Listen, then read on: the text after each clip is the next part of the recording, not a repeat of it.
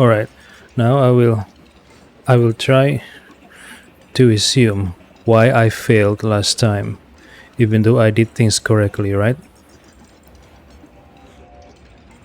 First, what I did was I observed the attack signal, right?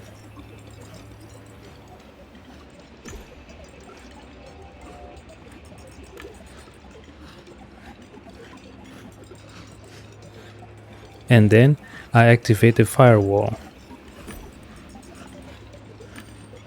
Then I was given two options: use the jamming barriers to slow the attack, or use a weaker version but tried but but can be used to track the attack source.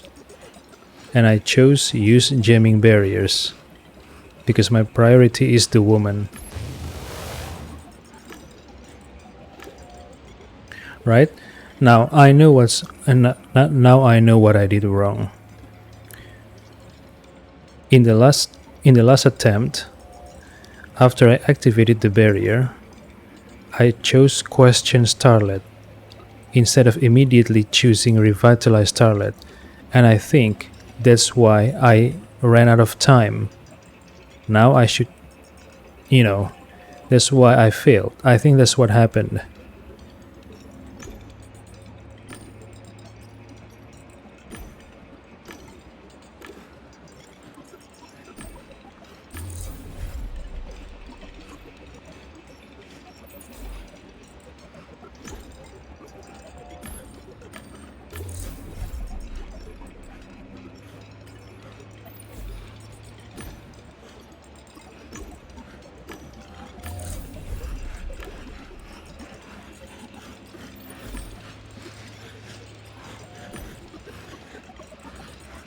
I took Starlet's hand and squeezed it. Starlet says, "I can feel your hand finally." Now comes Vision. The hacker broke through. We only had time for one action. Finish revitalization. Unfasten Scarlet's helmet. I'm about to take your helmet off. It should stimulate your vision and motor functions. I gently slid the helmet off her head. Starlet says, "Finally, thank you." Those words didn't come through the walk-tail, but directly from her lips. I was just about to terminate the connection when I saw a message. "Gamedec. Whoever brought you into the game doesn't understand its rules. Go home and go to sleep. It's for your own good. Don't get involved." The attack ended and I get disconnected. Alright, so it was my mistake.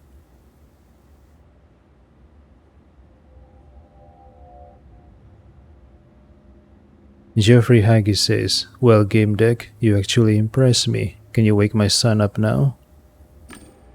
"I'll do what I can, Mr. Haggis."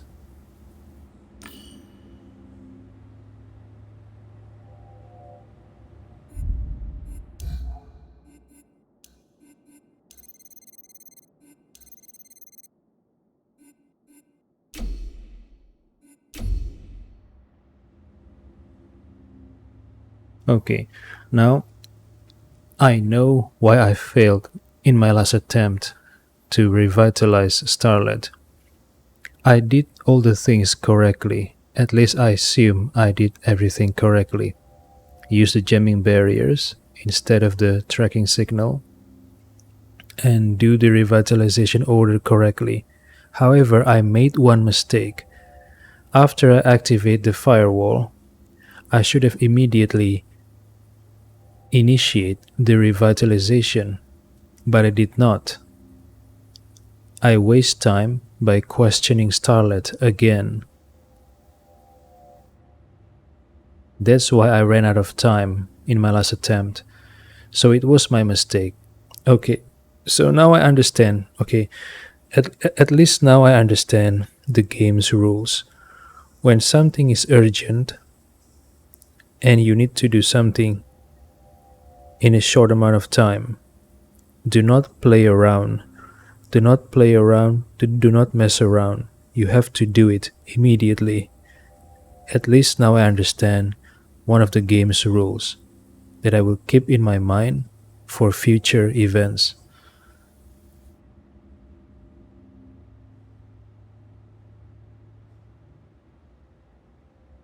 Okay, let's question Starlet. How are you feeling? Starlet says, I was without a suit for too long. I'm still a bit shaky, but my back is cooling and my stomach is warming up. You pulled me back from that void. Thank you. The girl glanced at Haggis. You probably want to ask me some questions before I leave. Ask. Ask where they logged into. Do you remember which world you and the boys entered? Starlet says, I took them to Twisted and Perverted. If only I had known how it would turn out. Twisted and Perverted. Ask about Fredo's condition. Fredo can't seem to log out of the game. Do you know why? Starlet says, no, the boys were fine. And then I blacked out. I guess someone hacked me. Alright, so at least now I know that Starlet is lovers with Idris, the receptionist, right?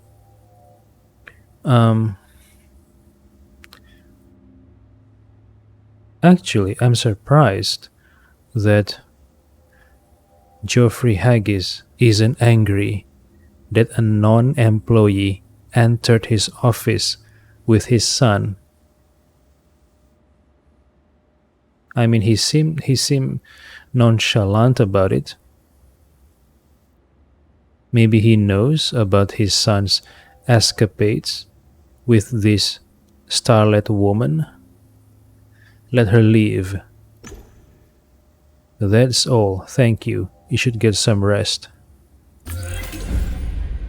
Starlet says, I've overstayed my welcome. Drop by Yeti's coming in Low City sometime, and I'll buy you a drink. Oh, Mr. Haggis.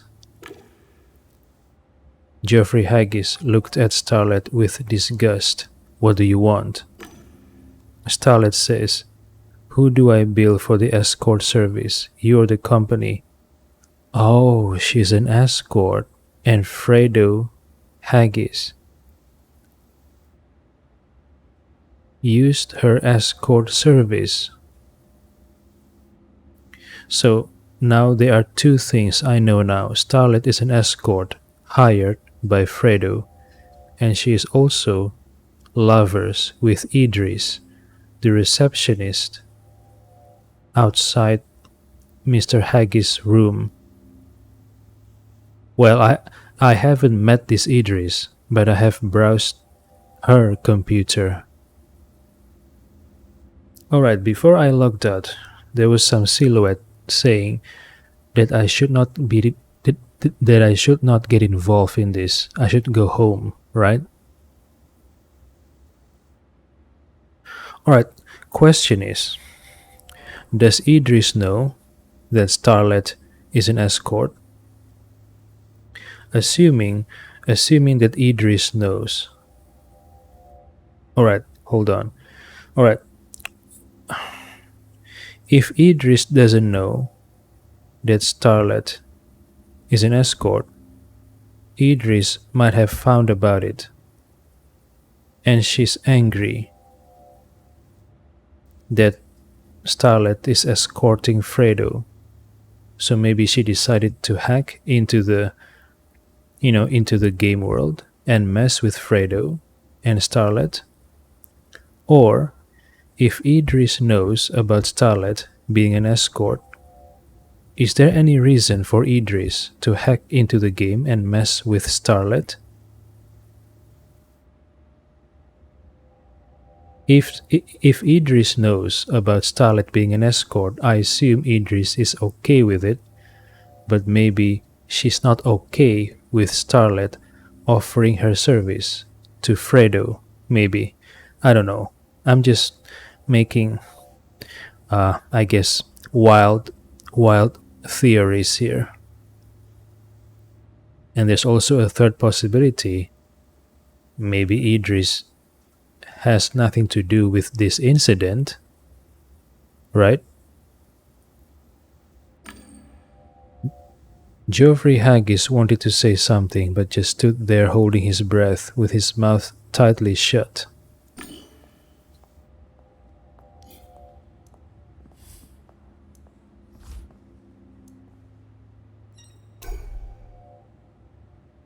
Geoffrey Haggis looked at me with disgust, as if to let me know that I was wasting his time. I had nothing to say to him.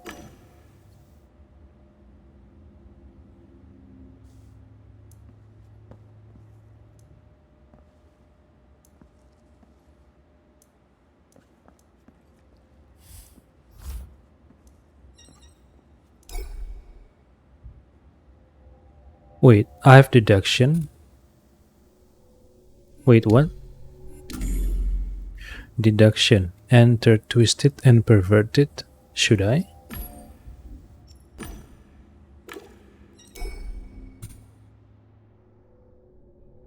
Alright, hold on. A game for adults. It seems Fredo and Timmy went into a game for players over the age of 16. And I'm assuming Fredo and Timmy are below 16, right?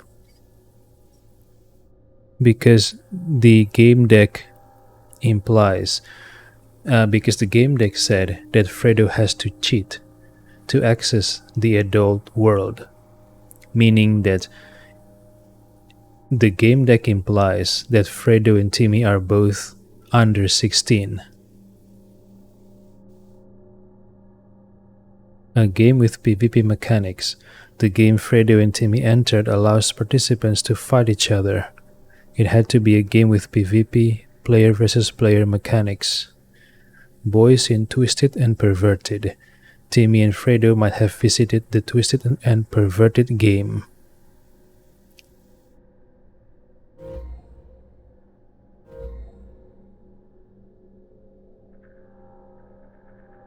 Alright, I need 1, 2, 3, 4. 4 more data. Can I unlock?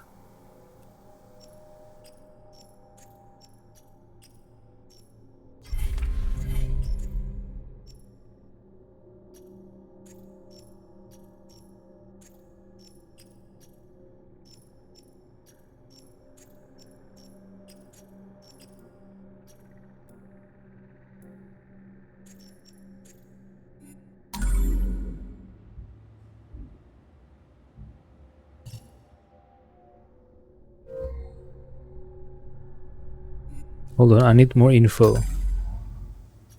I haven't talked to Timmy.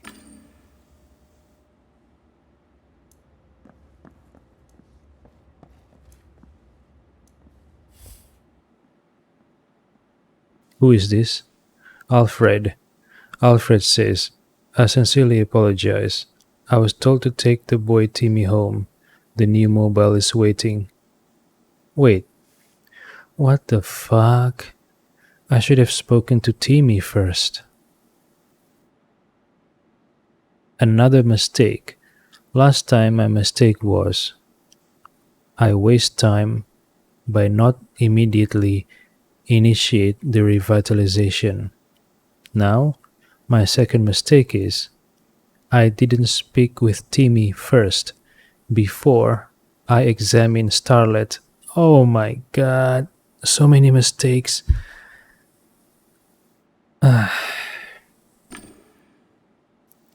Let him stay for a little longer.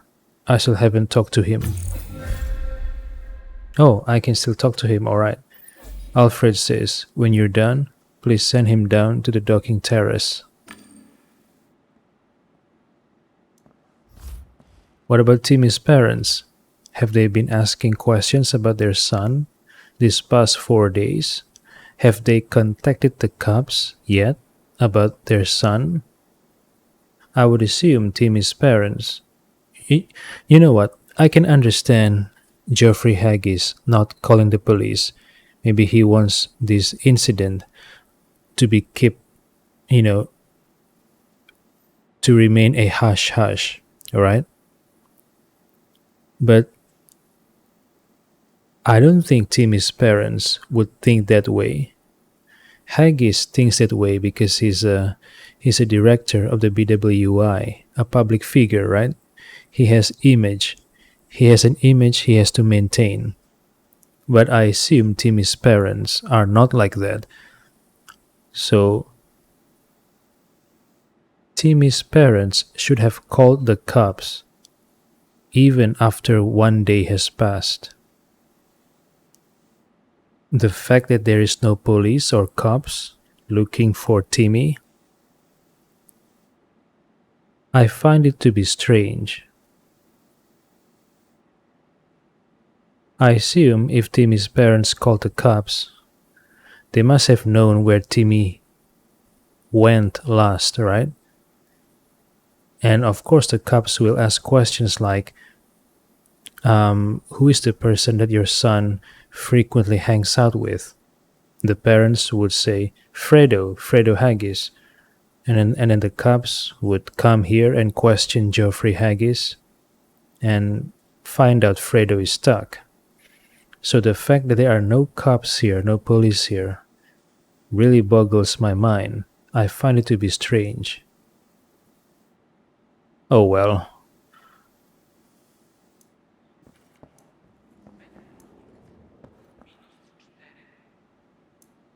You know what? Alfred already told me that Timmy is going to be taken back home. Maybe I shouldn't mess around. Maybe I should talk to Timmy right now. Conversation bar. Some dialogues require more effort. The blue bar above the dialogue window represents the emotional state of the person you are speaking to. Your choices influence that state. Try to find out how. If the conversation bar reaches a lock, additional information or dialogue options will be unlocked. Hover over a lock to learn a bit more. Secret, secret, secret. Alright, I remember in one of the tutorials it says maxing out the progress bar can lead to either a positive results or a negative results. Right? So my question is regarding Timmy, if I max the progress bar, will it give me negative or positive results? Timmy's arms were crossed over his chest. He was trembling, eyes fixed on a distant point. I just want to fly home. Talk about Timmy. Let's focus on you, Timmy. The boy is a mess. Do something about it. He was tired and confused. I considered which medication would be best for him and gave him something.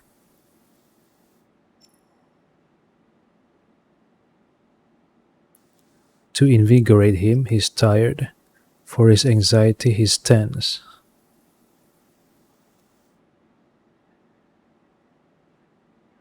He was tired and confused. Should I relieve his tiredness or should I relieve his anxiety? Maybe relieve his anxiety, because my goal here is to question him, right? I need him to be calm. For his anxiety, he's tense. Here, Timmy, take this. It will help you come to your senses. Timmy loosened up. He was now seeing a friendlier reality. Timmy says, okay, I believe you want to help. It was Fredo's birthday. Did I mention that? So we locked into Paradise Beach. Is a place where, okay, he's lying. They didn't go to Paradise Beach. They go to Twisted and Perverted.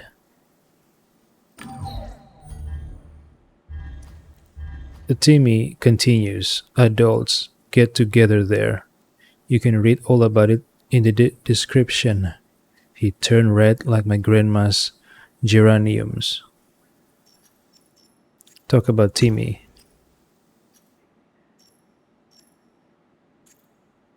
Ask him if he's alright.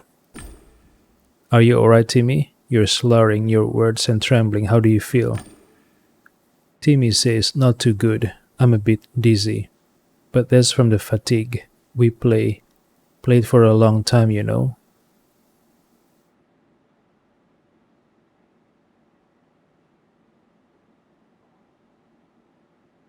Should I say it doesn't seem like fatigue? Calm him down, it's almost over. Just a few more questions and you're free to go. Timmy nodded with appreciation. Timmy says, I believe you, really I do, and I want to help. It's just that I can't quite remember. Don't know what actually happened. Timmy had trouble putting sentences together and remembering events. It wasn't just shock. Something had really disturbed his nervous system. Your nervous system is overloaded, but it will regenerate. It will pass. Breathe.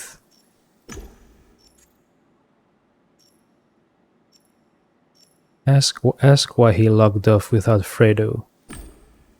You left the game even though your friend kept playing. What happened? Timmy says, I didn't want to leave him. I was feeling bad, shaking. I know you didn't abandon your friends. Timmy looked as if he was going to cry. What else do you want to know? Timmy sounded like a player with a slow connection. Either he was deeply stressed or something was wrong with his nervous system. What games does he like? What games do you like, Timmy? Timmy says, whatever Fredo plays. Space seems like Dream Space or Dying Stars. Shooters too. Crying Guns is our favorite.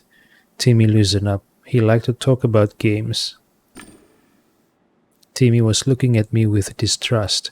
You're a Gamedec? Confirm. Maybe I should say I'm a Gamedec, right? Because I remember I received an email in my apartment from kids asking me to play Crying Guns with them. So I guess Gamedec are popular with kids. If I say I'm a police officer, he might shut up, right? Confirm. Yes, Timmy, I'm a game detective. Timmy says, cool, can you tell me a bit about your work? The kids seem to come alive a little. Agree. Sure, but I've also got a few questions for you. Timmy nodded. Alright, what is this? Secret. What is this secret? Timmy says, you seem alright. I'll tell you what Fredo looks like in the game. He bought us both skins, and mine was almost as cool as his. Old Man Haggis doesn't know we used an agent and covered our tracks, so no one would have found out we were going into an adults-only world.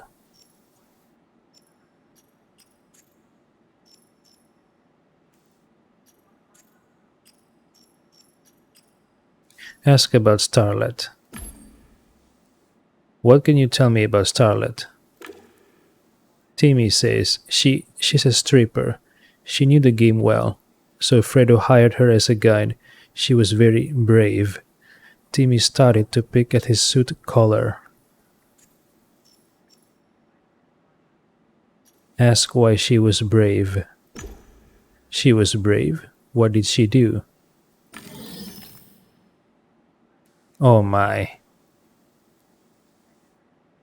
It goes down again. Timmy says she was dancing so flirtatiously and teasing us. She was so direct. Timmy was embarrassed just thinking about the girl.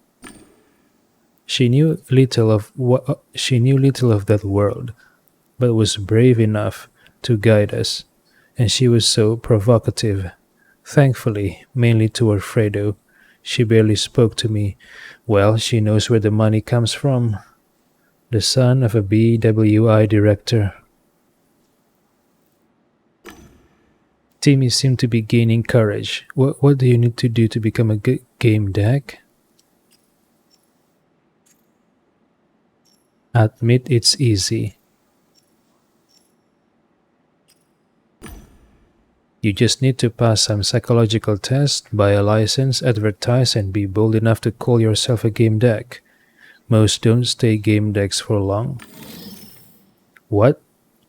Timmy seemed disappointed. Shit. So I unlock a secret, but then it got locked again. Fuck. Fuck. What should I do?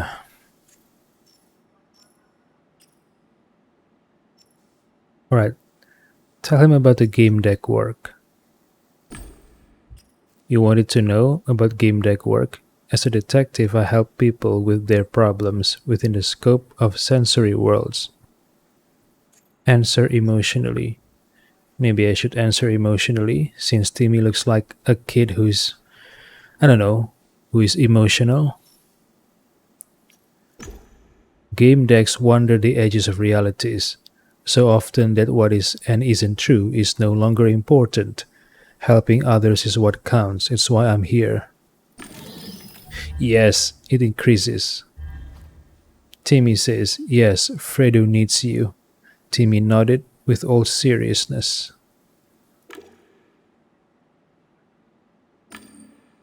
Timmy was no longer terrified and just waited for the next question. Ask about the Virtualium. Tell me, Timmy.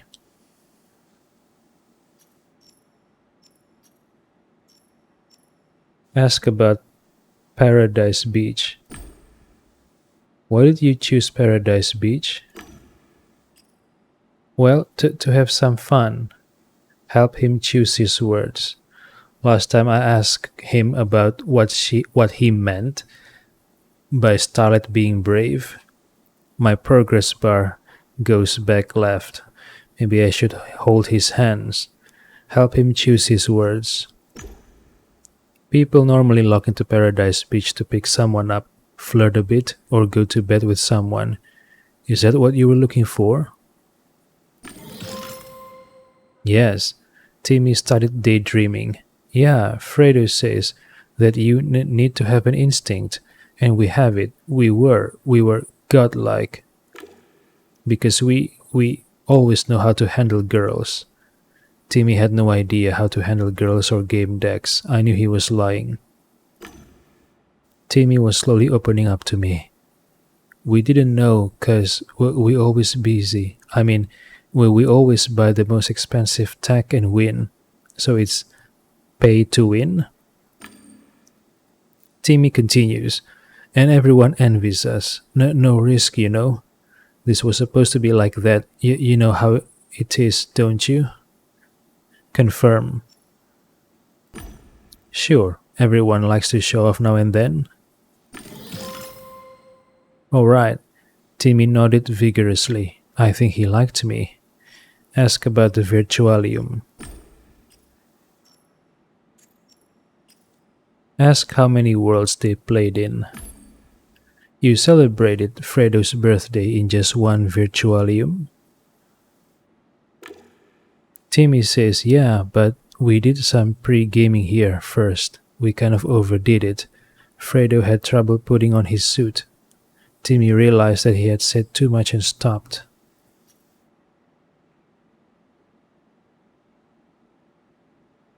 Shall I press him? Say you'll call Haggis if it doesn't continue? But I want to unlock this, right? I made a mistake. There are more secrets toward the left. 3 secrets, while the right only has 2 secrets. Damn it. Show understanding. But I'm already too far gone. If I choose this, I assume it will go back to the left. And I will end up with no secrets at all. I should have... If I knew... if I notice there are more secrets to the left, I would choose answers that I think will lead me towards the left. Fuck. So many mistakes made in this game by me. Show understanding. I know how things are, Timmy. When I was your age, I also went to parties and drank booze. Timmy laughed. Booze is for the old or the poor. Fredo and I have better stuff.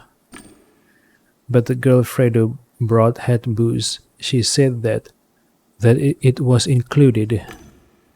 I've heard that game decks can pull players out of any tough situation. Have you always been able to until now?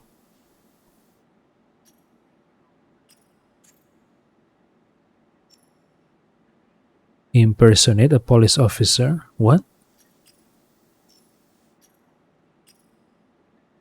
I know I'm not supposed to choose number 2 because I think it will go back to the left and I will end up with no secrets at all.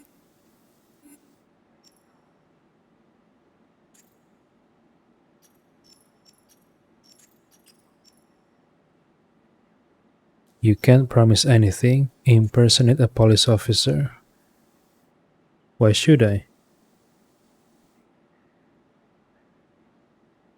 Wait, why would I impersonate a police officer? I assume number 1 and 2 will make the progress bar go to the left. So should I pick number 3? Impersonate a police officer?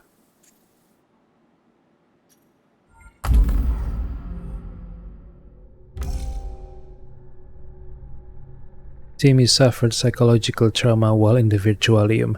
One should approach his testimony with caution.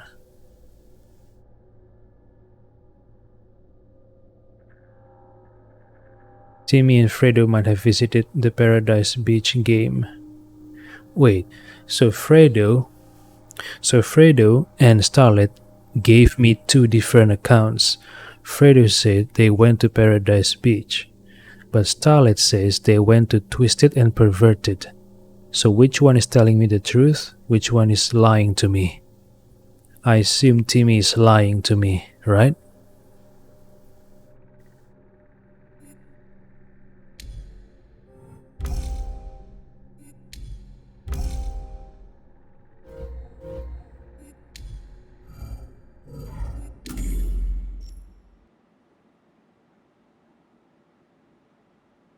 Impersonate a police officer? I've yet to encounter a problem that I couldn't solve. Fredo will be fine. Just answer my questions. Timmy smiled weakly. That's good. I trust you. I'll tell you the truth. Just don't tell Mr. Haggis. We went into Twisted and Perverted, a world where people hurt each other for pleasure. Oh, a BDSM world? It's horrible, and Fredo, he's still there. Please, find him, hurry. Thank you, Timmy. You've been a great help.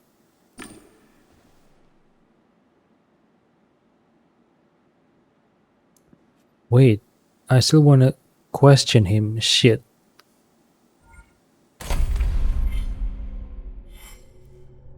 Why is Fredo naked?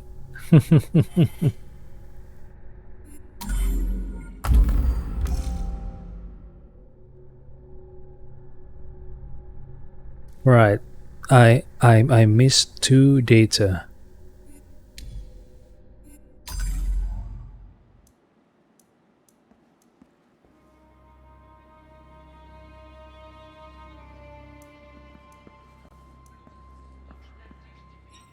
Floor. Part of the floor stood out from the rest.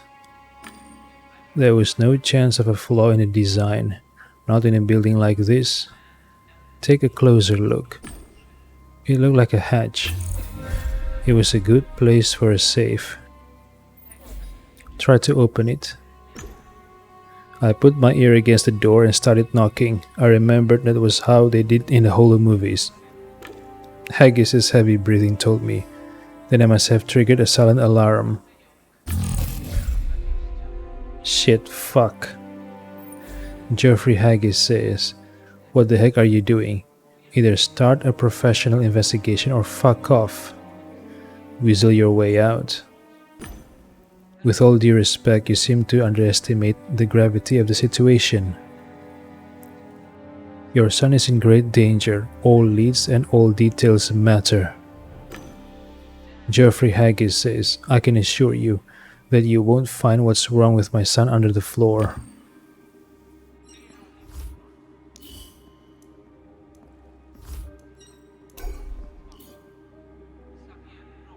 I took another look at the suspicious panel. Glazier. I'm not a glazier.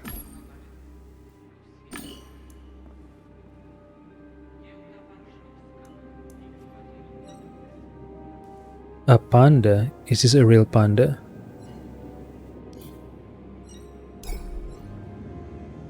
The animal looked as if it was frozen in time. Take a closer look. Submerged in a transparent resin substance, the panda seemed alive. I noticed a panel with a single red button at the base of the display. Knock on the glass. I knocked softly. It felt like the animal glanced at me. Press the button. What the f? The hidden anti-G mechanism buzzed as it moved the polymer resin blocks apart. If the bear could talk, I was sure he'd have some interesting stories to share. The split blocks revealed the creature's intestines. There was still some digested food left. It seemed like the organs moved slightly in a barely visible contraction. Or maybe it was just the light. A familiar sound filled the room as the blocks came back together. The animal's dark eyes seemed to be filled with despair. Is the panda still alive? Oh my goodness.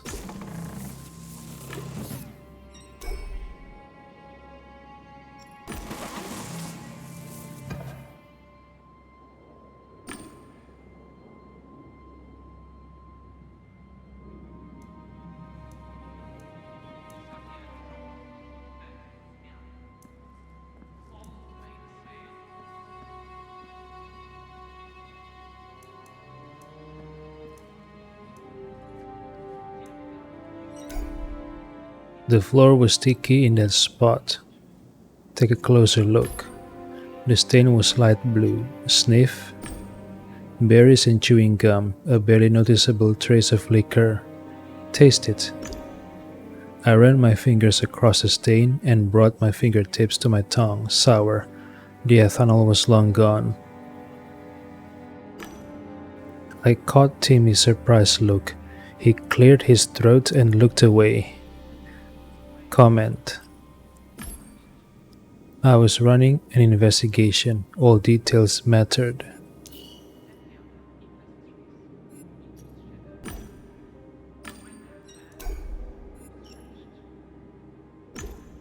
Ethanol. Sticky. Good thing it's not jizz, yeah?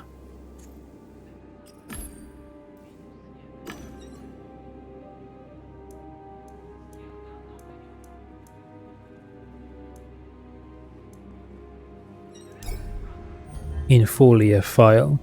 Infolia files all open to the BWI homepage. Read. The article about Pygmalion, the flagship BWI product. It allowed you to create living human psyches. I copied the rest of the codex. I'd get back to it when I had more time.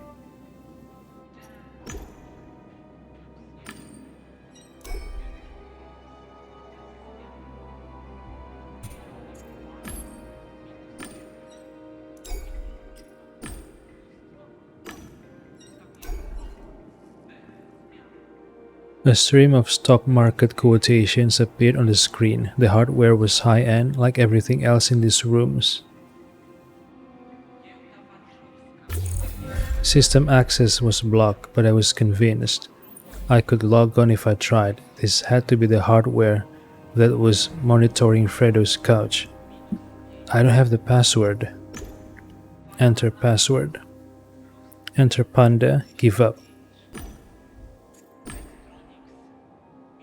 It wasn't a good time for guessing games. Computer access was still blocked. Okay, so Timmy had something to do with this ethanol stuff. I wonder if I can speak to him again.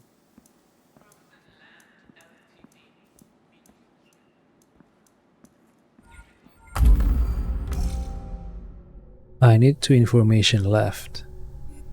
Can I get it?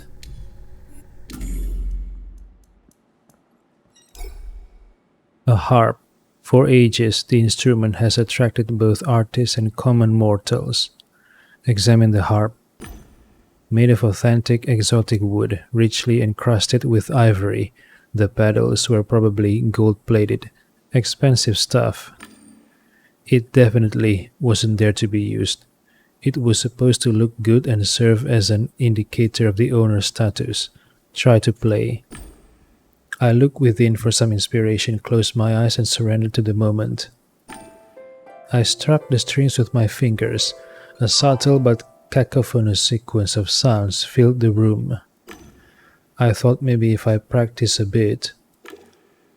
Geoffrey Haggis says, "What are you doing? Do you know how much that's worth?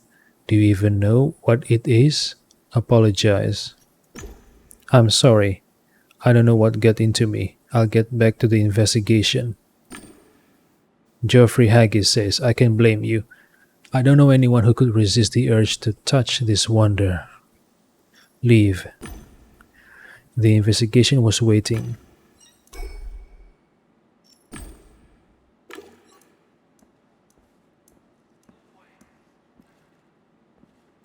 Can I speak to Timmy?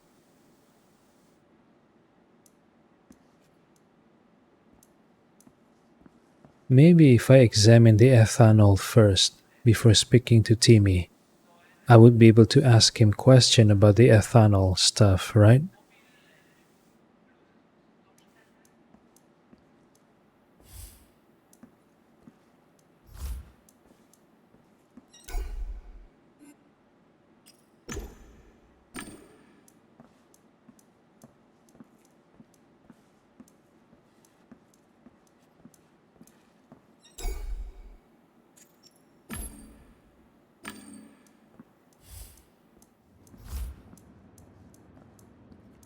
Alright, let's try the password. Panda.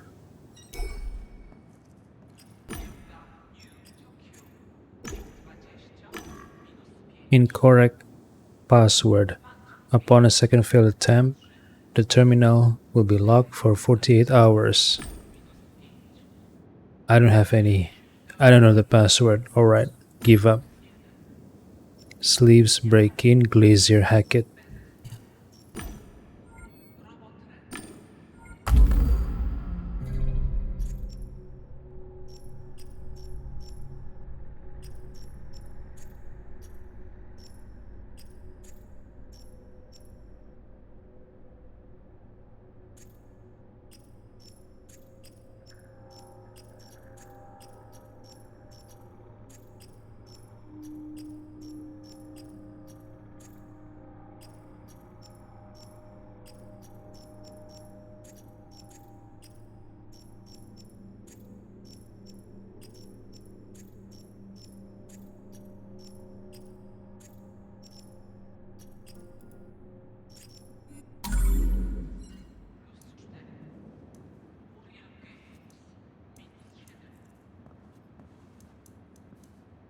Yeah, I think there's nothing left to do but go to the twisted and perverted game world.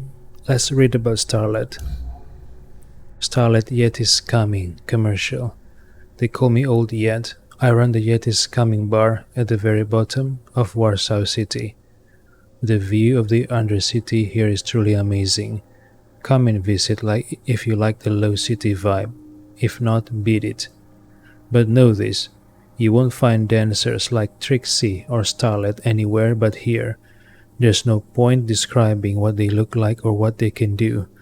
These brothers and sisters, you really need to see for yourself. I guess I'll see you at Yeti's coming. Timmy, email from Fredo. My dear friend, I'm writing this slowly because I know that you're a slow reader. Good, right? Okay, don't get upset. I know it pisses you off when I don't answer questions, so I'll answer them exactly how you like it, in alphabetical order. Haha. 1. I think we'll be safe. It's a game, remember? 2. The old man won't find out. He's too busy being a son of a bitch to check the logs. Besides, he designed the system so that it's discreet as fuck. Did I give you the right answer just the way you like it, my dear? Slow reading friend. Kissing your ass, Fredo.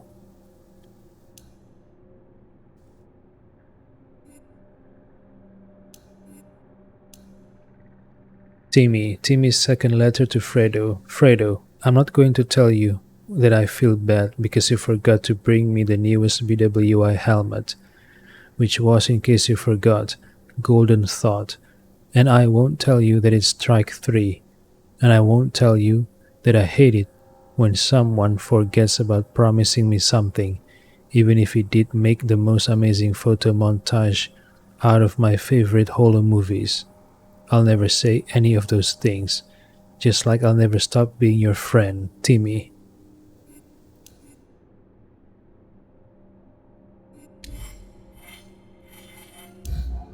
Fredo Haggis. Fredo's helmet number. I managed to get the serial number from Fredo's helmet. It wasn't as easy as it had seemed.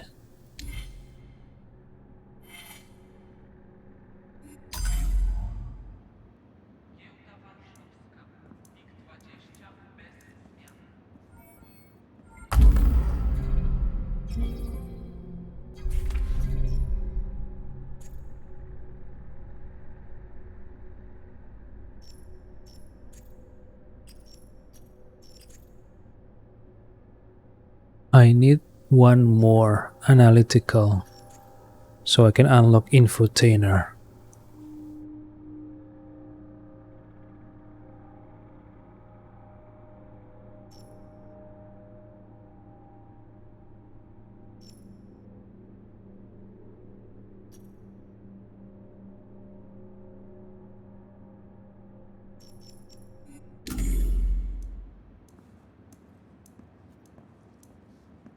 Yeah, I think there's nothing left for me to do but to go into the twisted and perverted world to get to Fredo, I guess.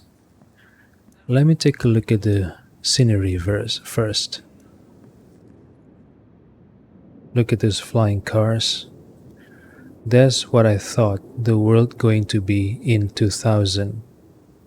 However, I was disappointed when we reached 2000, year 2000, no flying cars.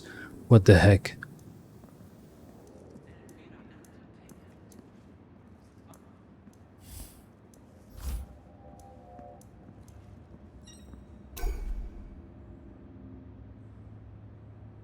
Geoffrey Haggis repeatedly clenched and unclenched his fists as if trying to control his emotions.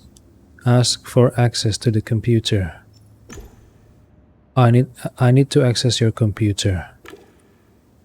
Geoffrey Haggis looked at me as if I suggested something absurd. This is how we'll do it. I'll pretend I didn't hear that and won't call security. And you'll keep pretending to be a professional. Scalpel, tell him about Fredo's condition. If your son has been devitalized for a number of days, the effects may be severe. You need to let me try. Geoffrey Haggis gave me a long, threatening stare from beneath a wrinkled brow. At last he answered, speaking slowly and enunciating each word. Axis Mundi, that's my password. And if there's ever a data leak, know that I will destroy you. I had nothing to say to him. Geoffrey Haggis says, I hope it's something important. Alright, Axis Mundi.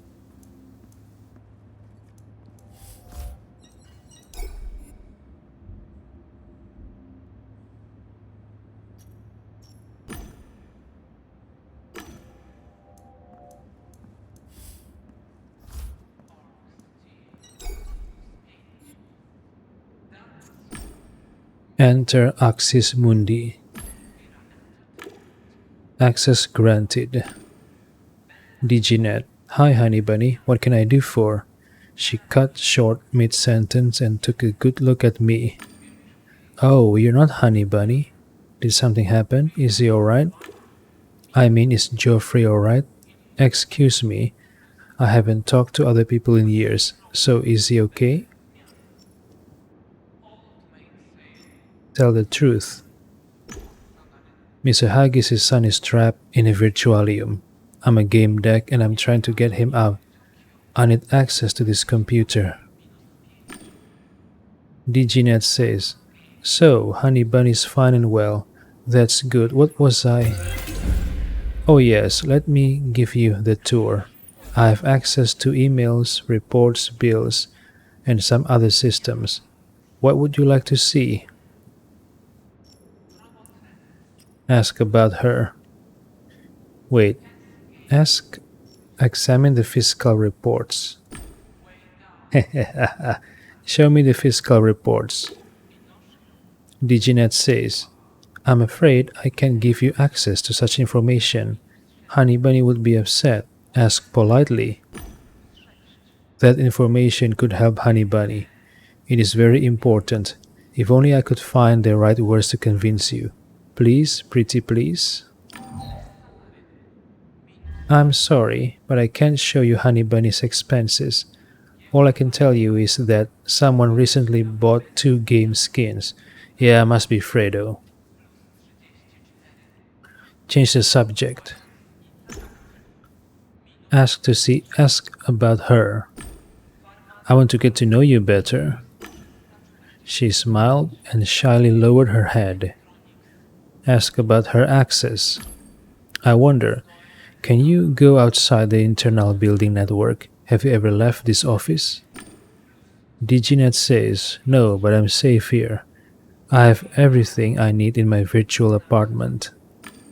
I mean, sometimes the people I watch talk about different virtualia, and it does cross my mind that it might be nice to see them, but only when I'm extra bored. I swear, I'd never leave my honey bunny. Don't tell him, okay? Ask what she is. You're not just a regular program, are you? Oh no, I'm a DigiNet. I figured that you were a digital person. I guess you were probably made by Haggis's people. Ask about Haggis's wife. Okay, her name is Leonora, right? Did you know that you look like and have the same name as Haggis's Raystick wife? Okay, so Raystick refers to real. Realium, reality, Raystick, real. Something from the reality. Raystick. DigiNet says, yes, Honey Bunny, Geoffrey I mean, created me based on her personality from years ago when he was still developing the technology. But I don't think we're the same person. I mean, I never met her, but I sometimes watch her through the cameras. Ask if they really have never met. Ask about the cameras. Do you watch her through the cameras? Yes, I have access to the security center. Sometimes when I'm bored, I check to see what's going on. So this DigiNet is a voyeur? Say that's enough. That's enough for now.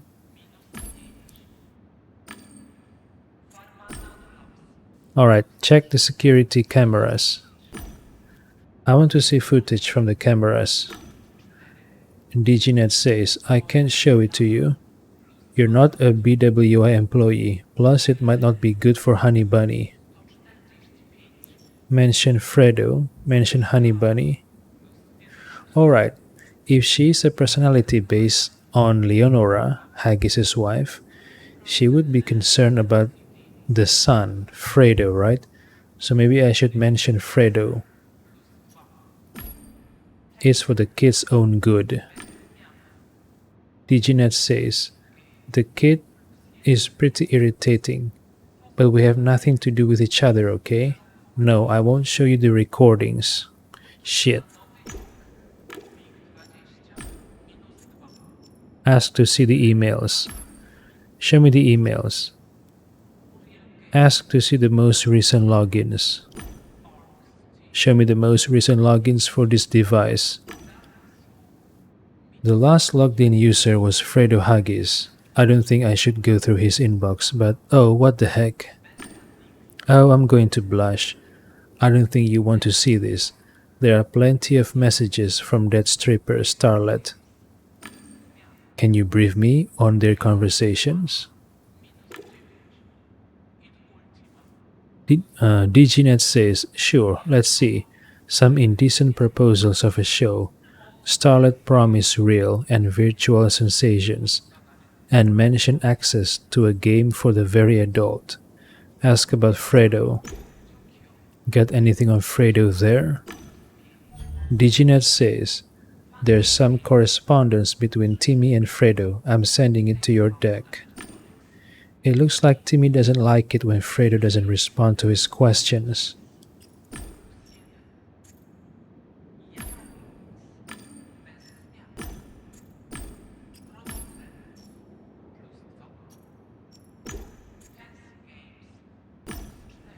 Ask for access to the couch control panel. I want to access the couch control panel. Ask to see player monitoring. Show me Fredo's monitoring. Do you know where he's logged in? I'm afraid that data is encrypted. Honey Bunny made it so, but I can connect to the boy and describe what he's feeling right now. Have her describe it. Alright, do it. I'm making the connection. I can't say I like the kid's thoughts.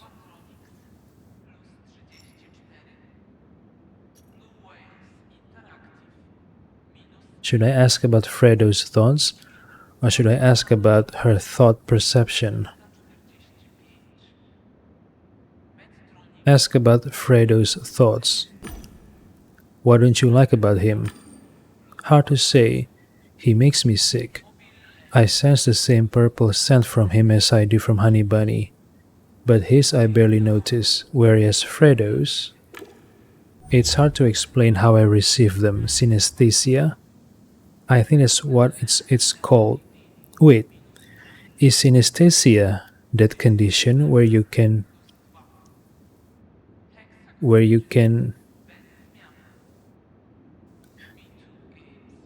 wait, isn't synesthesia that condition where you can see notes or sound as colors?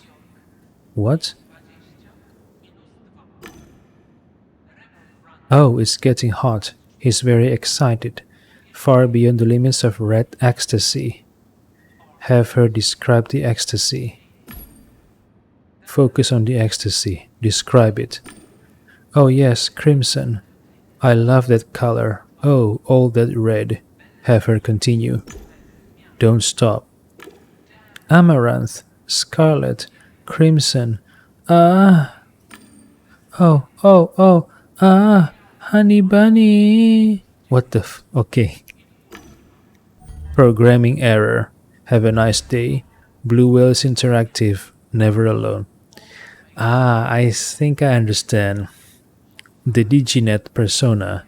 She experienced pleasure. Presumably sexual pleasure. She orgasms. Digitally orgasm. And now she's unconscious. Wow. What the fuck? Okay.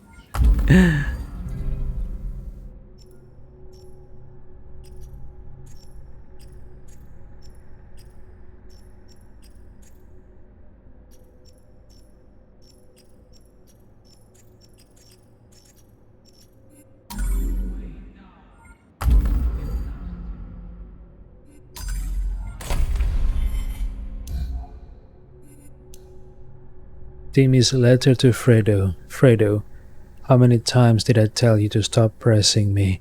If you keep on doing it, I'm out. Give me some time to think, to figure everything out. When I do, I'll make my decision, okay? Never under pressure, Timmy.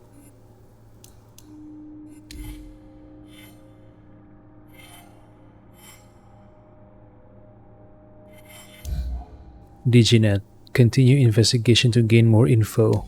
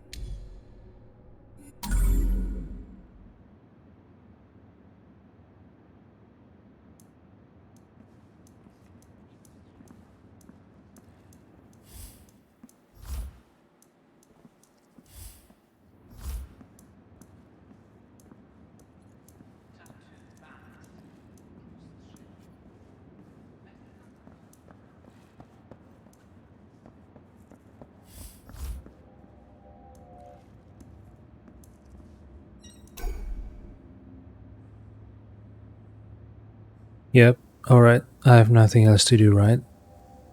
So let's enter Twisted and Perverted.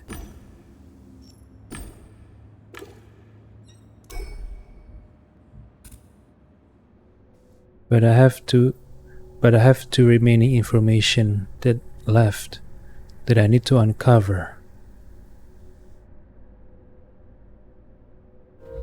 Look for him in the game Twisted and Perverted.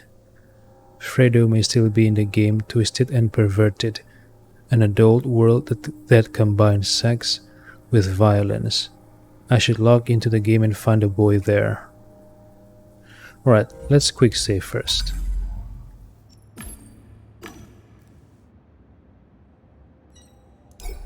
I took another look at the luxury coach.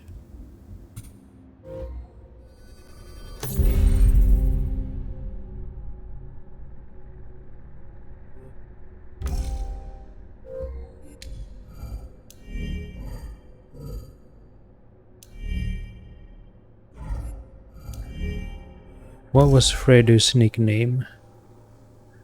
2 skins. Fredo bought 2 skins. I'm guessing one for him, one for Timmy, right?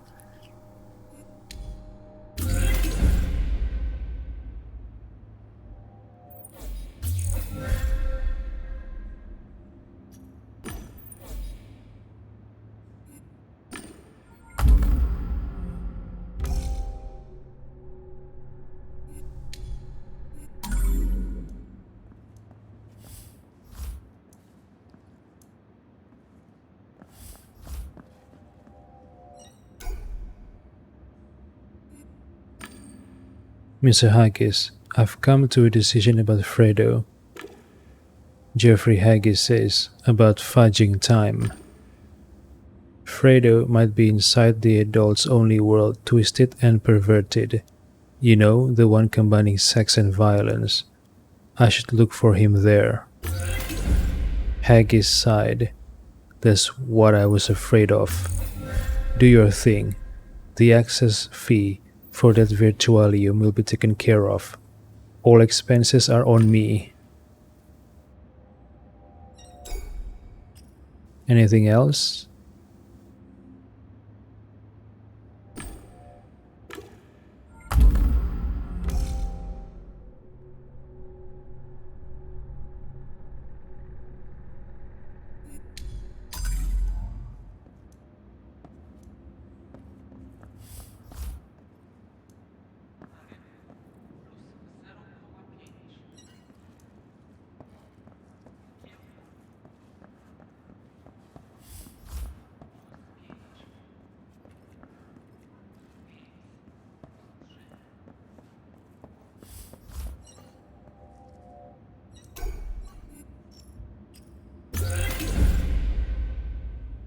Something bad in Something bad had happened in TNP. Fredo must have been there, so I needed to go in.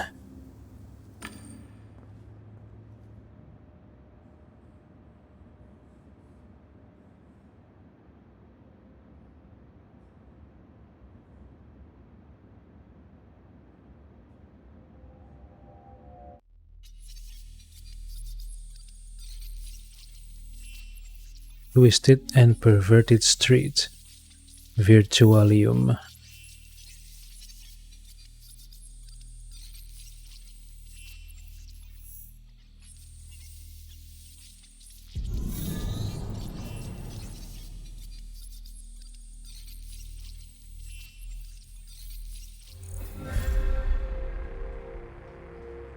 Each Virtualium has its own HUD, a status bar on top of the screen.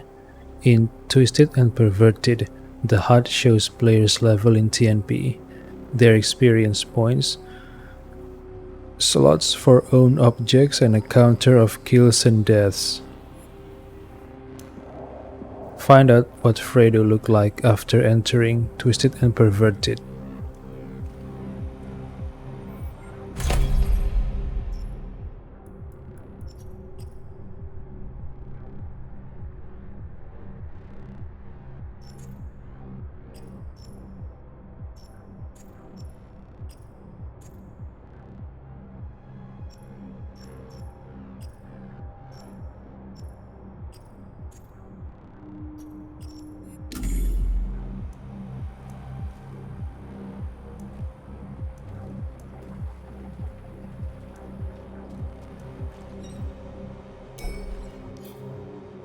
Game rules. An arrow pointed to a file hanging in the air.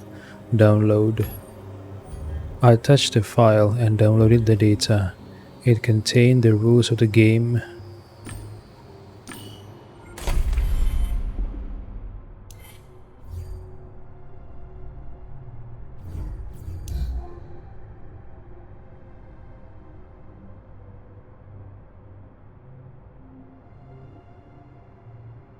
Twisted and Perverted, terms and conditions, and some TNP tidbits. If you want to be a quality player, pick a partner, talk to them, invite them for a drink, come visit the theater in this location. And then when you're both feeling really good, you know what we mean, try to kill them in some way.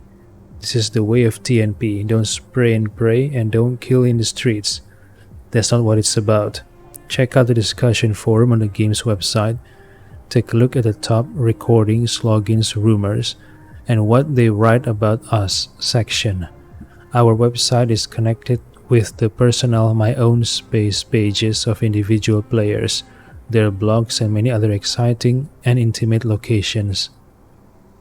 We support our players, therefore you will find an appropriate support tab on the website as well. Have fun and remember, your actions are being recorded and may be used to advertise the game. Don't worry, if you're not using a masking skin, you can count on us to hide your face. If you don't want to be recorded, connect your My Own Space etc. and block the option in the settings. Otherwise, you only have yourself to blame. Oh, and one more thing. You can't log out of our game by just raising your hand and sticking out your finger. No, you won't open the logout window like that, it'd be too easy. You can only log out in the so-called refuge areas. In this location, refuge look like subway entrances. And lastly, this time for real, don't try bringing minors here. This really is a game for adults only. If someone too young tries to enter, the gates you go through before leaving the subway won't allow it. Happy hunting, the development team.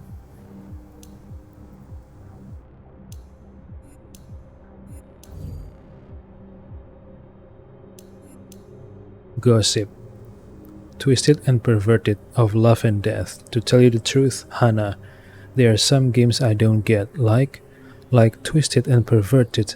That's a great game. Seriously? You want to associate sex with killing? Oh, Issa, it's so exciting. You're kidding me, right? It's sick. When I make love to my man, I want to show him affection, and I expect the same in return. It's a promise, it's absolute trust, an experience of unification. I can imagine lining it with deceit, plotting murder, hiding a knife under the pillow or in your stocking. Keep talking. You're sick. Do you know what a stab wound looks like? Have you ever seen someone after the life has been drained out of them, sitting there still with strangely twisted eyes, deprived of existence, like a wax sculpture? God, you're making me blush. I'm going into the game. Without me, pleasure is pleasure and crime is crime. On Games with T, host Hannah Dron, guest Isabella Iwamoto. Twisted and Perverted commercial. Erotophonophilia, deriving pleasure from killing your victim during the act of sex. Do you ever feel like an erotophonophiliac? Look deep into your soul. Allegedly, normal people don't fantasize about killing others, especially in such a perverse way. If you're one of them, there's nothing for you to see in Twisted and Perverted. This is a world for people who aren't afraid of the dark side of their psyche, for people who summon it, bathe in its juices, discover the monstrosities of their shadow and enjoy them, and all in a completely safe manner. Of course, you don't really kill anyone in our game and don't really make love to anyone, but if you see it and feel it, then where does the truth lie? Anyway, come join us, and please note that even though there is plenty of sex and violence, there is no pain. We have too much pleasure to offer to ruin anyone's fun. Alright, so there's no pain. That's good, I guess.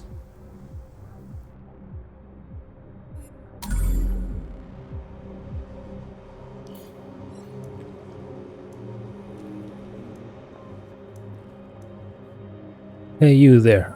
In the coat, show me your snout. What? Wanna see a trick? I guarantee I can turn that frown upside down. What, you wanna fuck me? No way, unicorn. Just come here, alright? You know what? This must be a human in a unicorn skin. Fuck off.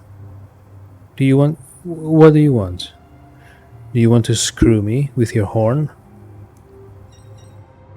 Mr. Unicorn.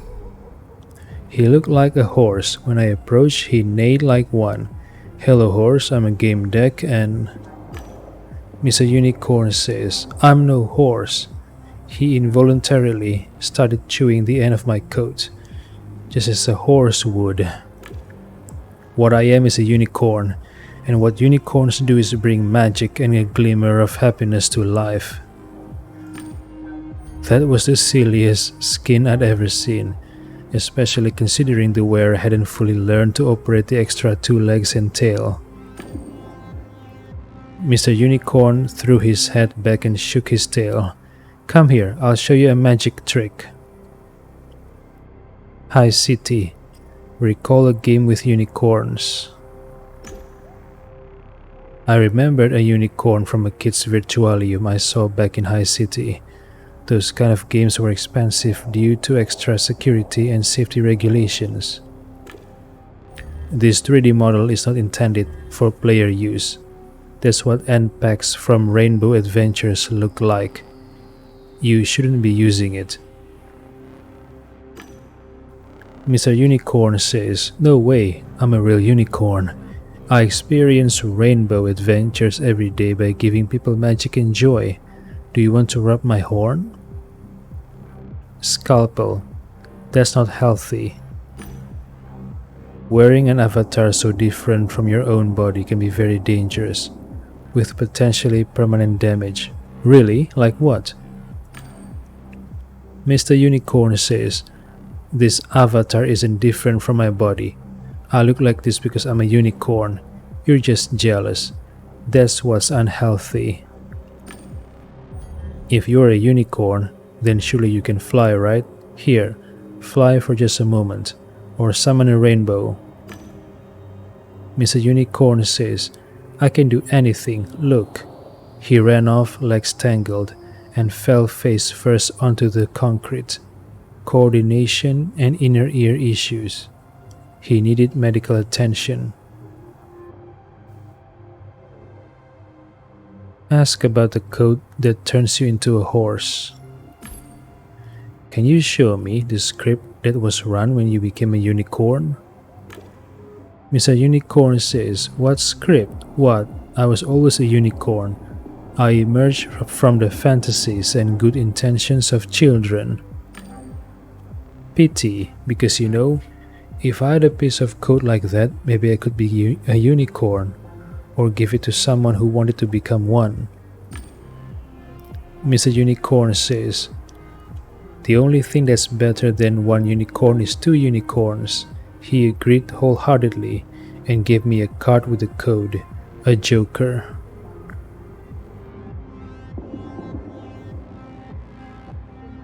Watch the trick. The last thing I needed was more magic in my life, but the horse seemed eager to show me the trick. Alright, let's see it. The unicorn bucked, tripping over his leg and just barely maintaining balance. Oh yes, pick a card. Mr. Unicorn offered a deck of cards with his teeth, the cards becoming more soaked in spit by the second. I don't have the sleeves. Profession. Shit. Wait, oh, I can unlock it? Should I use it? Or should I save it? Should I save it for the other skills like hacking, right?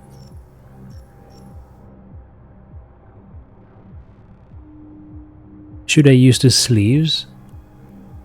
Should I unlock the sleeves? Or should I save my ability points to unlock other skills like sensory surgeon, brain fixer, molecular scripter, right?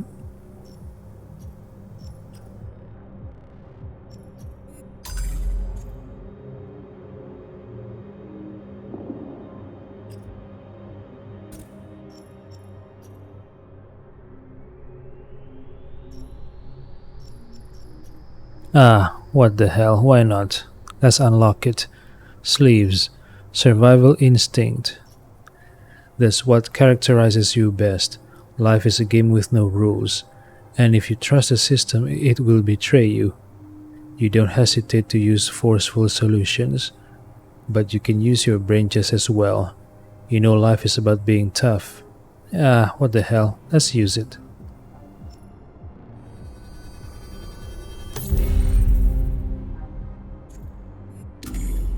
Stop the trick. I pulled out the extra card he hid in his mane. I then pulled a few cards from behind my ear to let him know who he was dealing with. I caught the deck, which dropped along with his jaw. Mr. Unicorn says, "You know my trick, splendid." Oh, it's one of those stories where a unicorn tells the game deck everything they need to know in return for a new trick. Moral of the story? It pays to be kind. Sensory surgeon, turn him back into a human. Say you're looking for Fredo. I'm looking for a new player, sporting an expensive skin. Mr. Unicorn says, I saw two. Two is better than one. Tugabe was rudely yelling at Flapdoodle, who was behaving. Tugabe sure wasn't a rainbow friend. Did I help? Did I? I always help my rainbow friends. Let's find the one in the hat and prance on toward a new adventure. See you around. Mr. Unicorn neighed goodbye.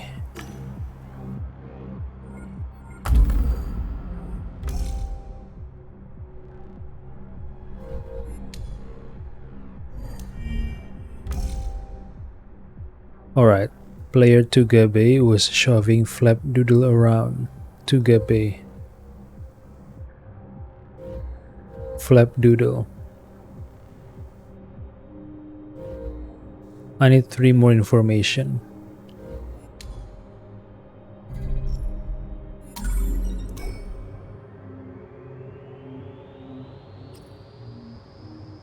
Mr. Unicorn says, I know it's a story where a unicorn brings magic into the world of a set game deck. Pick a card. Mr. Unicorn neighed and hidden ace of spades fell out of his mouth.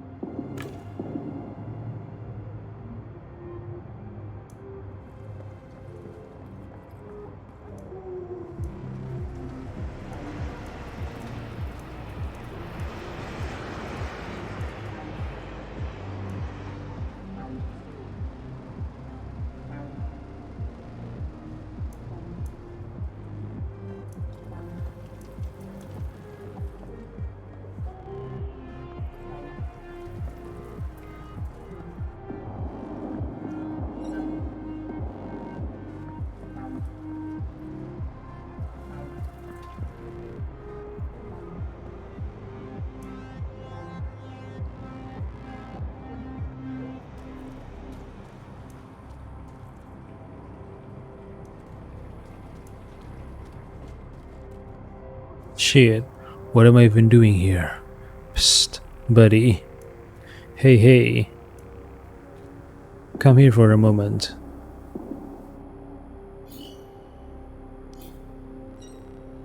Bob Zappa? Bob Zappa says, I like to know that I don't want to put anything inside you or pull anything out or do anything else these deviants do. I'm not like that.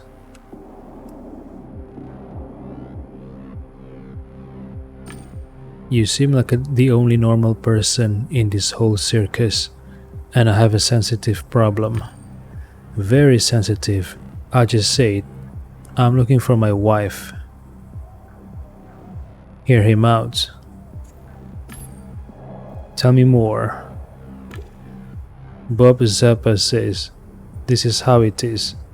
I've been standing here for an hour and can't find Rhonda anywhere.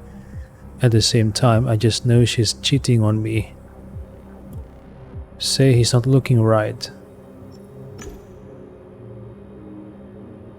Let me tell you a little secret. If you want to find someone, you need to go look for them. Go is the key word. Now let's cut to the chase. I'm a game deck and I need specific information. Bob Zappa says, a game deck? I've lucked out. I was told that she plays here often and has quite the results.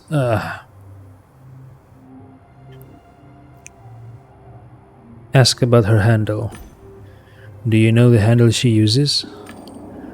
There was something in the anonymous letter, horny or something. So will you help me?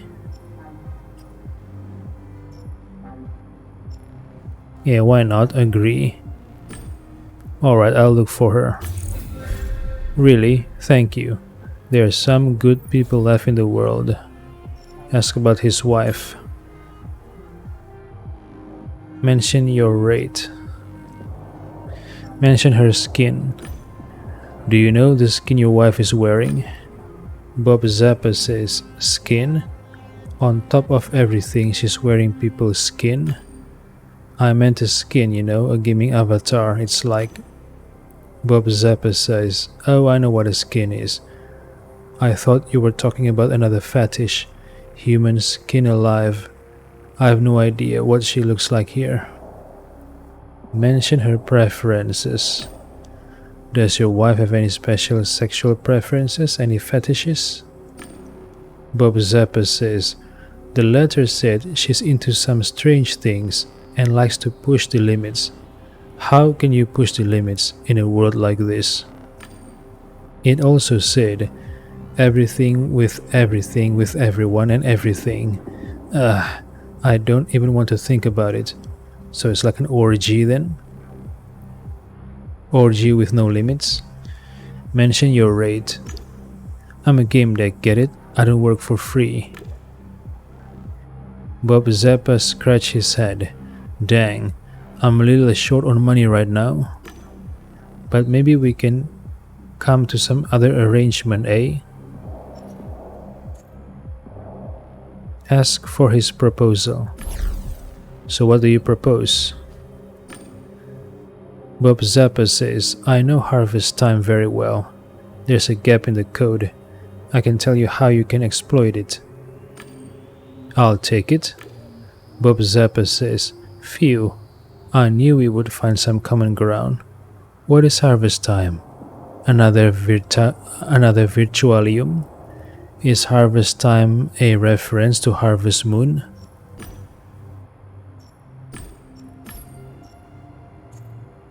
Ask him about himself. Who are you anyway? Bob Zappa says, a loser, can't you tell? Ask about him being a loser. A loser? I rarely hear someone being so critical of themselves. Bob Zappa says, what am I supposed to be like? My wife's running off to that. Bob Zappa desperately searched for the missing word. He finally gave up and sighed. You know where she's running off to.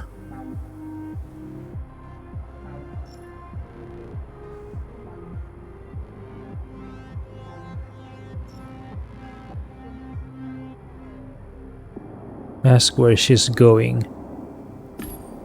I don't see it. Where is she running off to? Here, of course, to a world for degenerates. I was tipped off that she hangs out here doing awful things, so I started looking for the location. It's some kind of exclusive level. I spent all my savings to get here, to this Sodom and Gomorrah, my own money. Ask if the game is expensive. Mention Sodom and Gomorrah. Sodom and Gomorrah. You seriously don't like it here, huh? Bob Zappa says, of course I don't, this place is. Don't get me started, am I right? Well, number one is correct, it's just a game. But I understand his frustration if his wife turns out to be, getting dicked by other men in this place, even if it's just a virtual world.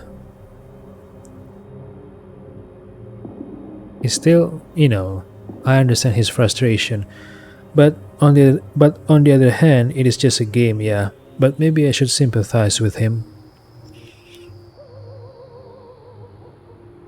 I think it's better for me to sympathize with him, get to his good side. Say it's disgusting. Yes, it disgusts me, although it's just a game though. Exactly. See, I've been making games for years, the tech behind it all. That's the real beauty. You can use it to create any world, any reality. Wait, is he talking about Diotron? And they decided to make hell. It's an insult to design. When I see such creations, I start thinking about changing my line of work. Wait a minute. Is it talking about Diotron? I read about that in the codex. Ask about his work. So you make games? Bob Zappa says, I'd never touch an abomination like this one. But it doesn't matter. I was fired. Ask about the firing. Why did they fire you? Bob Zappa says, long story. I was working on harvest systems for harvest time, and they gave me an AI assistant. I trained it, taught it, adjusted it, and they finally let me go. Too bad they didn't tell me earlier. I would have spent all that money on looking for my wife.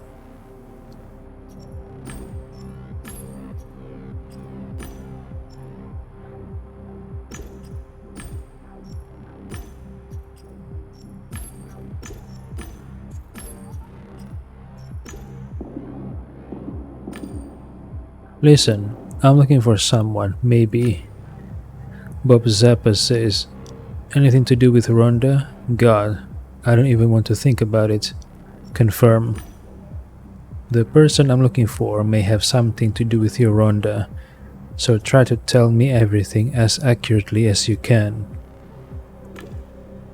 Bob Zappa says, "My God, what did I do to deserve this?"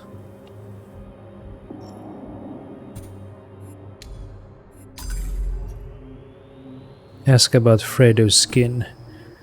"I'm looking for a young man with access to money, okay? Did you see anyone in an expensive skin? Something top of the line?" Bob Zappa says, "A while ago I saw two guys and a woman. One kept looking around, but the other seemed to like it here. The first had a cool skin. They called him Flapdoodle." "Alright, Flapdoodle is Fredo. I know it. I think."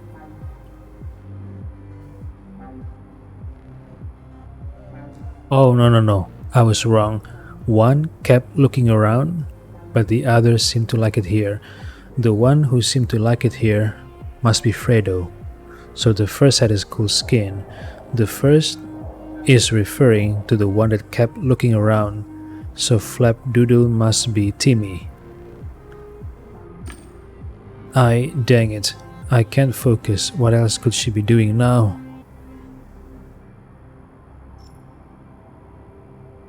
"Comfort him. Calm down. I'm sure she'll turn up."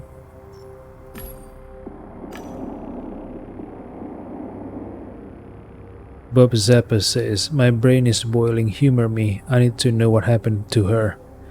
Ask about strange behavior. "Was anyone here acting strange, taking into consideration the behavioral standards of TNP?" Bob Zappa says, "People were yelling, 'Flapdoodle, you idiot,' and 'Don't be mean to Gabe.' I heard a shot and people gathered. I didn't go. I just care about Rhonda." Bob Zappa started to think and stared into the distance, then snapped out of it with a disgusted look. "Sorry, I just imagined Rhonda with some bum." Answer professionally. "An investigation needs time and intelligence. Trust me."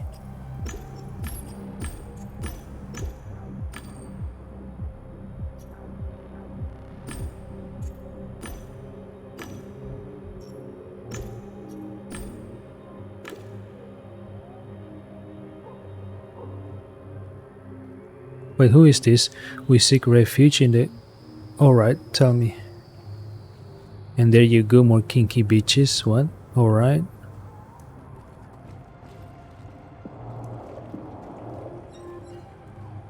"Mia and Maya, the party pooper. What?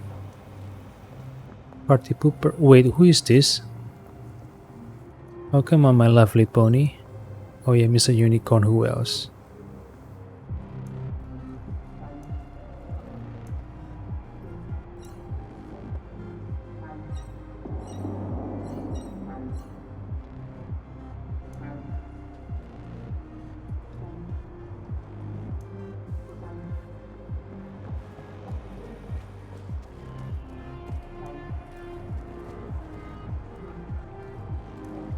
"Wait, where is Bob Zappa?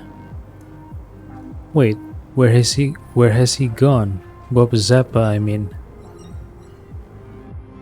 "Alright, where is Bob Zappa?"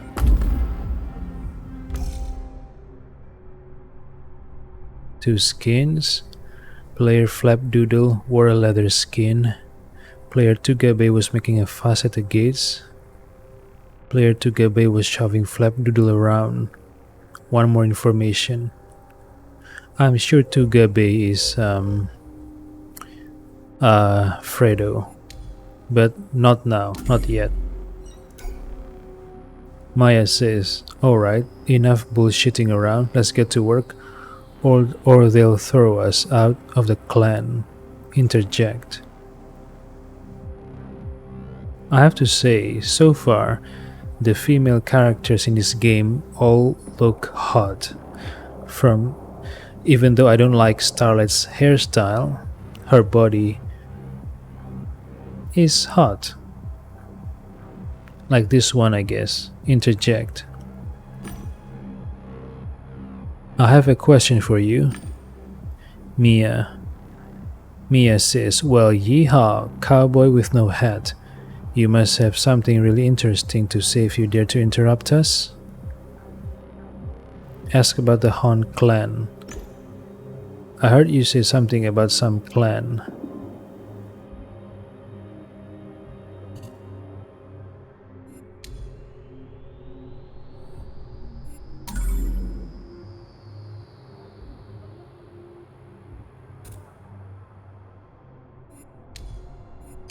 Oh, I need to make deduction first. Alright, ask about them. Ask about their clan. What clan were you talking about? Mia sounded like an infomercial. The Han clan in Knight's Code. Sweetheart, have you ever wondered about the point of human existence? Have you ever wondered if there is a higher power in charge of everything? Is reality really as we see it? I couldn't get drawn into sectarian babble. Of course, every intelligent person starts to look for something deeper at some point in life. Ask how they ended up in the clan. How did you end up in this organization? Maya says, the Han clan only accepts prominent people, nothing more, nothing less. Ask about the Han clan.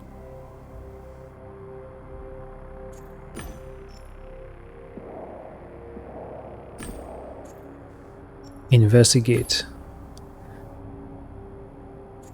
Ask about Fredo. I'm looking for a kid who was around here with a friend and they may have been acting strangely. It was their first time.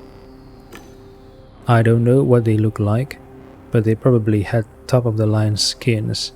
The kid's friend might have been a little frightened. Know anything about them? Mia says, oh, that guy. Maya interrupted her friend and took on an aggressive tone. Maybe we do, maybe we don't. Who are you anyway? Say you're a Gamedec? I don't know. Lie about being a relative. I'm his uncle. His old man loosened the leash too much, and now the kid's playing in places he shouldn't be. Maya says, Uncle, sure, and I'm your old lady. What? Mention Bob Zappa's wife. I'm looking for a certain woman. Everyone knows her here. They call her Horny. Mia says, Horny? They're almost all, oh, you mean Horny? Honey, I doubt she'll be interested in you. She's out of your league. Ask where she hangs out. I just want to know where I can find her. Mia yawned theatrically. I thought so. Boring.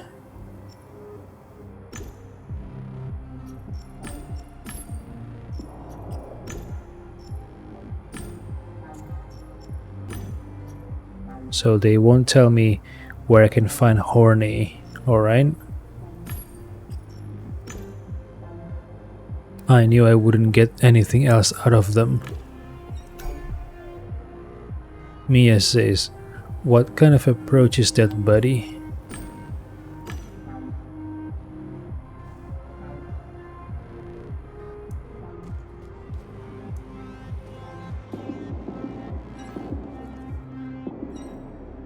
Oh, this is the one. This is Horny.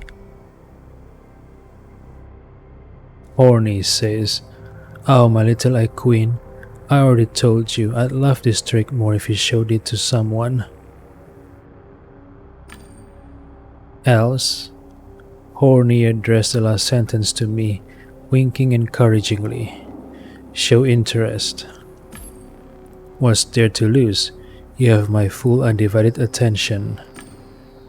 Mr. Unicorn says, it's adorable and all, Rhonda, but how do I put it?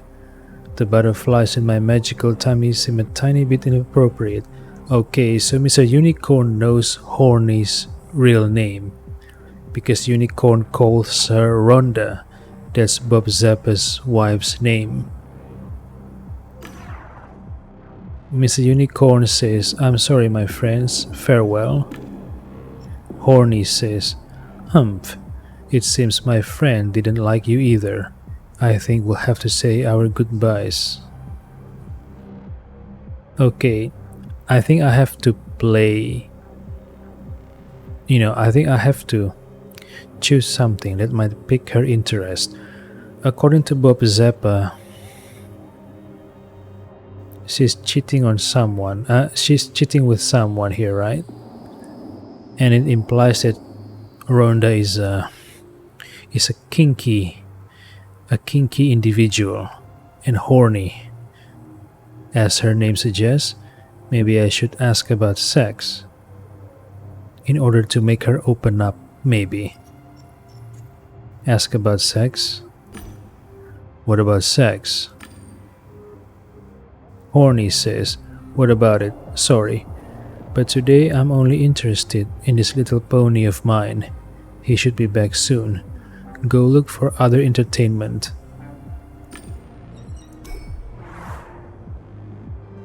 She looked at me questioningly. Ask about the horse. What's with the horse? Horny says, exceptional, right? Now I'm sorry, but you're scaring him.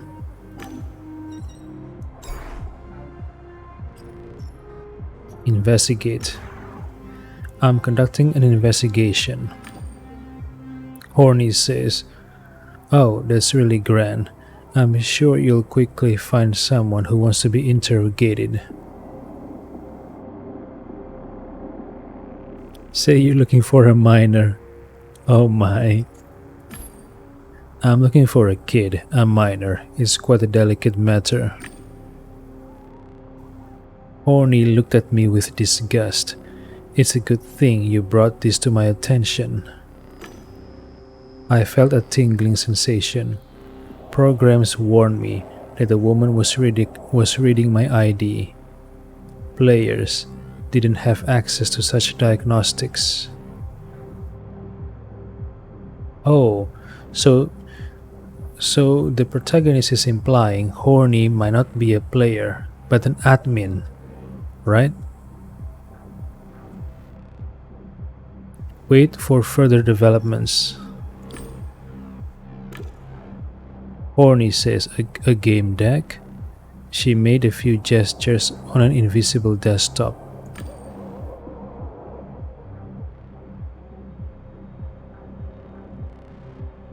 Horny says, Johnny, withdraw this ban. And yes, reporting to entire record. God, I'm tired. 2 days debugging this. Yeah, gender he's, she's. A game deck. Thanks, bye. Oh, so Rhonda is an admin of this server. Sorry, I took you for a... Horny looked at me apologetically. Not for a game deck, that's for sure. Let's put it behind us. Where are my manners? Rhonda Zappa, Senior Quality Assurance Engineer. A tester, to put it simply. Oh, she's a tester. And Johnny must be the admin? Horny says, I think we can help each other. Mention your investigation. I'm looking for a kid named Fredo, a rich boy. Probably in some trouble. I need help finding him.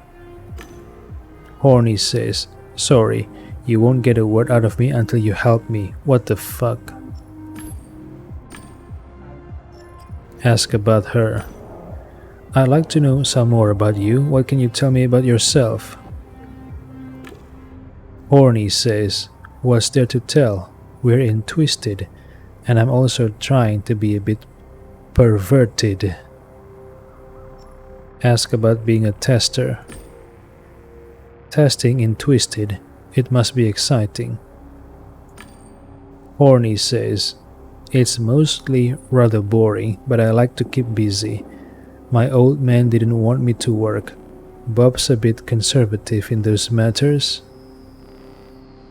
Old man? Wait a minute. Is Bob Zappa her husband or her father? I'm confused now. Horny says, he's an old-fashioned type, but it's hard to say what would upset him more, that I'm only a QA or that I work in a game for perverts.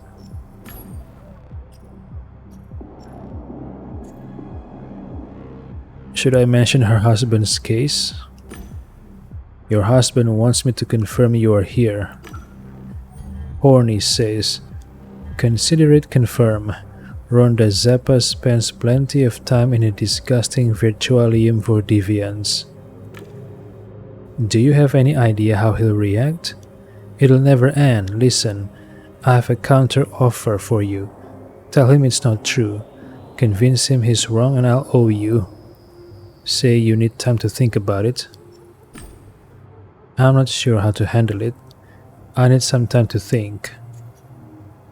Alright, help her. What does she need help for? What does she need help with? How can I be of assistance? Horny says, I'm trying to reproduce a bug that happens when the unicorn explodes. I need you to take my debugger and make it explode again. Ask about the unicorn. What's so special about the unicorn? Horny says, we don't have equine models here, no nerve maps or mechanics. Did you notice he doesn't move? Probably can't. He acts like a cartoon or a child. Agree. You can count on me. Horny says, here's my debugger. Ask him to show you that weird explosion and record it. I'll read the data.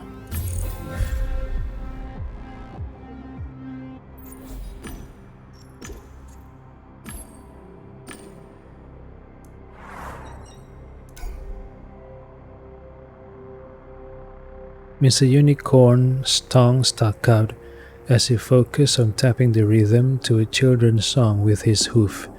He stopped when he saw me and raised his head. Returned the cards to him. Everyone should have the opportunity to see your trick. Take your cards. I shoved the deck into his mouth. Mr. Unicorn says, wonderful. Want to see a trick? Watch the trick. Alright, let's see it.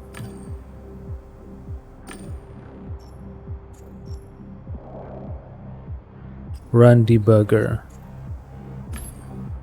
I slid my hand into my pocket and rubbed the ring. A faint sensation of warmth indicated that the debugger had been launched. Come on, pick a card already. I can hardly wait to show you my signature trick. Pick the middle card. I picked this one. Mr. Unicorn says, great, splendid. Now focus on your card, keep it close. Mr. Unicorn's face showed an expression more akin to a cunning fox than a horse.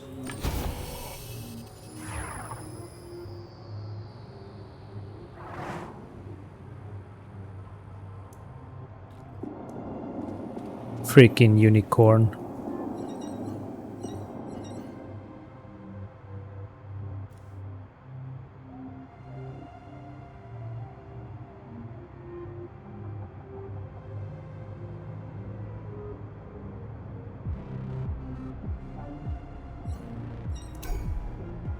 You killed me, you nasty troll. Mr. Unicorn says, you don't look dead. Do you want to see a trick? No. See you around. Horny looked at me questioningly. Ask about Mr. Unicorn. Mention the debugger data. I've managed to get myself killed so you could have the data. Hope it helps. Horny says, awesome, mission accomplished. Now I can go back home with a clean conscience. Keep the debugger. I've authorized you. Alright, mention my investigation. I'm looking for a kid named Fredo, a rich boy. Probably in some trouble. I need help finding him. Horny says, after what you've done for me, I'll help as much as I can. Ask about Fredo. I'm looking for a kid who really shouldn't be here. A rich, troubled boy. He probably came with a friend. Horny says, wait, there were two guys who made a mess here not so long ago. One had the handle Tugabe, quite bossy and rude to the other one. He had one of the priciest skins in the game, the We probably won't sell any of those, but if one sells, we're set for a long time once. Oh, I see. See, that's enough.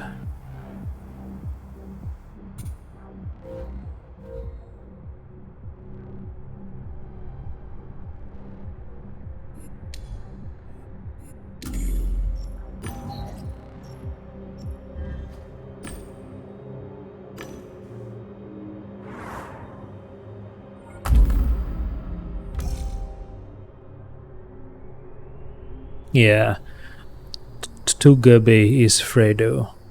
Tugabe skin is one of the most expensive in the game.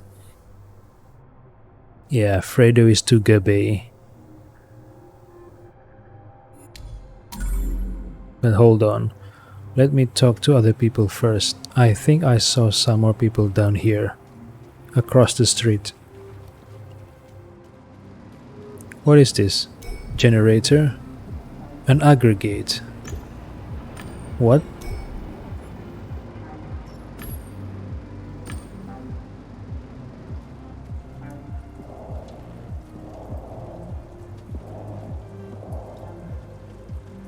No respect for our game.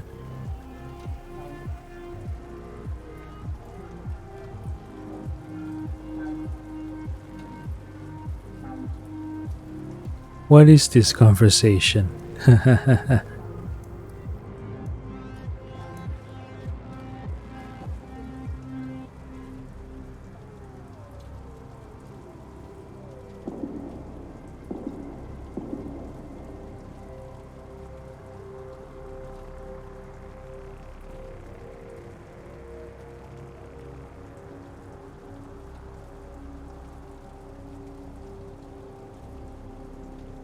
Granddaughter?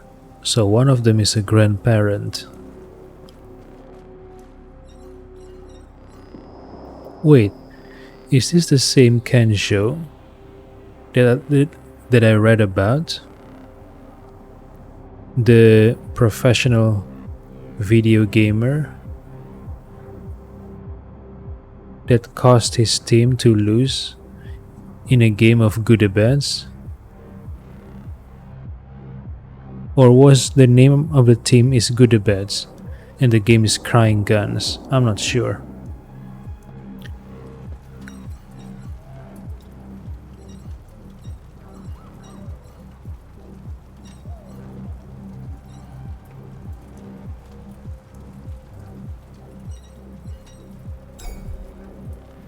Trepanator. The man's avatar was well over 60, the body of a strong man.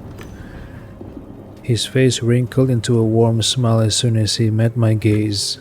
Hey there, good looking, I'm Trepanator. His calm eyes held a hypnotizing joy.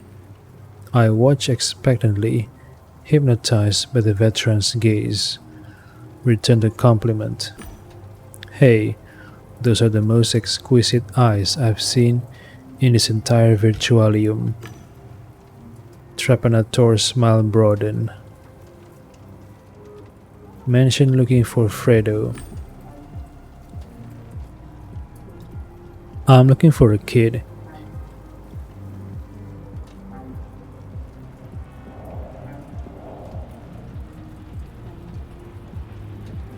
He might have attracted attention with the way he behaved. Have you seen anything unusual? Trepanator says, stop looking for kids and pay attention to elders. Experience and skill are more important when having fun. He winked at me. Fine. There was one guy like that, had a fitting handle, Tugabe. Made some noise at the entrance to the level. Made some noise at the end. What's wrong with my throat? Made some noise at the entrance to the level through the subway. Wasn't worth my time. Mention his avatar.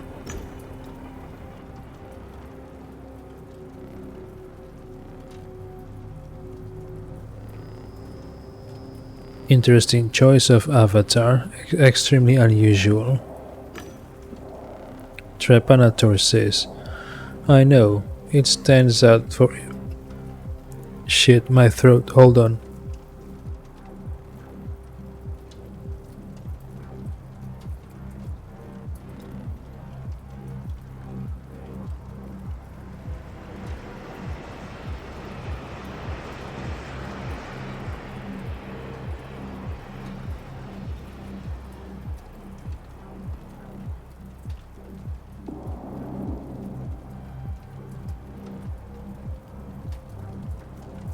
I know it stands out for its refined simplicity, but I gather that's not what you had in mind. Go ahead, be nosy all you want.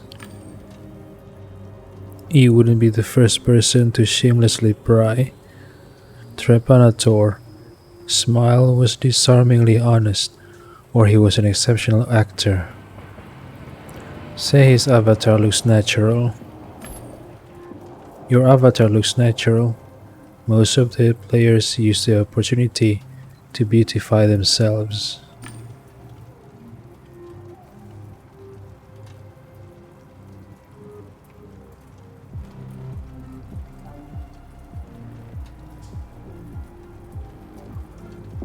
You mean to ask why I chose to look like a fossil? You don't have to coddle me. Trepanator stared at me from under his bushy eyebrows and smiled. For me, that'd be a compliment. I paid a small fortune for the avatar. Trepanators laughed heartily upon seeing my confusion. Ask about it being expensive. You said it was expensive. Does it mean this was intentional? Trepanator was indignant. Of course it was intentional. If I couldn't afford a proper skin, I wouldn't play here. This isn't an F2P for poor brats. I have features here you've never dreamed of. My blood tastes like strawberries. I've always liked them. Trepanator pondered something for a bit. So far I've only seen one player here with an avatar of this class. Ask why he chose the avatar. Why did you choose such avatar? Trepanator says, it offers me a semblance of what it's like in the real world, a normal life, you know. It's an estimate of how I'd look if I had the chance to grow old. What? Ask why didn't he grow old? You didn't have the chance to grow old? What do you mean? Trepanator says, I died, and I was reborn. I'm free from pain, exhaustion, and all the humdrum problems of everyday existence. I live only in Virtualia. I'm a Zoenet. What? Zoenet?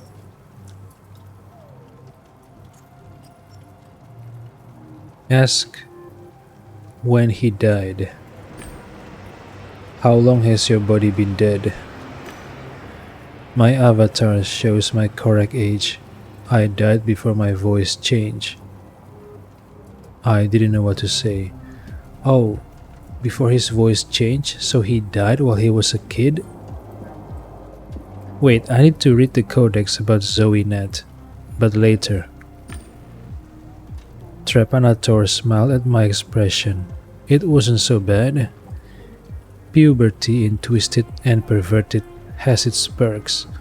I could show you a thing or two. I know enough.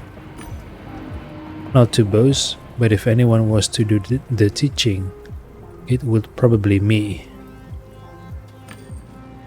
Trepanator flashed a cunning smile. I think we should check which one of us is right, preferably in a cozy, secluded place, with no interruptions. I'm not interested. Ask about his death. How did you die? Trepanator says, I'm almost embarrassed to say. My overconfidence killed me. I was young and stupid, and I overestimated my own skills a lot. I wanted to join the Painters, the famous gaming team. I broke into Happy Hunting Grounds to show off and dazzle them with my skill. I used an untested cheat. By the time they reached my flat, necrosis had already set in. Pani Santor was gracious enough to pay to have my brain saved. Okay, so his death is caused by an untested cheat. So that cheat killed him. So a program in the virtualium can kill a person's body in real life? Really? What the heck? Scalpel. Ask about seeing realium. Haven't you ever considered buying a mobrium, living in a realium again? Trepanator says, of course I have. That's why I take sick jobs like the one from that vicious bitch from the clan. Mia and Maya? Trepanator says, I'm an old blabbermouth, aren't I? Ask about the vile bitch. Who's the vile bitch you mention? Trepanator says, dang you, fine. She's the local Han clan leader and a sadist. She ordered the cheat. It injures you and prevents you from logging out. It brought the target to the brink of death and held them in this state, paralyzed. Wait, what?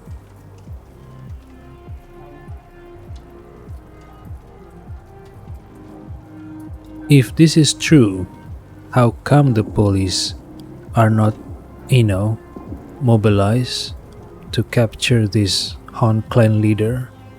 I mean, it's a dangerous program, right? A cheat program that can cause someone to be trapped and paralyzed in the virtualium. Shouldn't the police be on this case? Crack down on these cheat programs and the makers.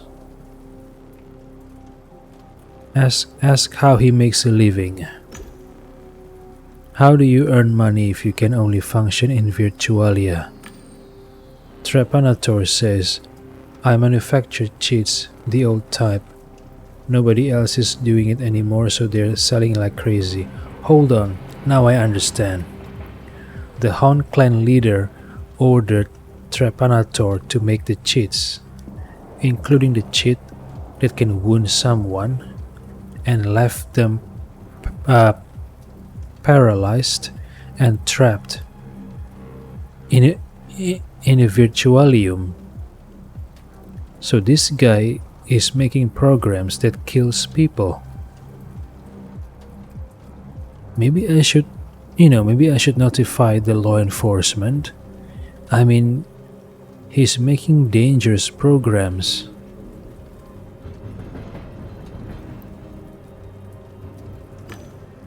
Trepanator says, they're all secured from external examination.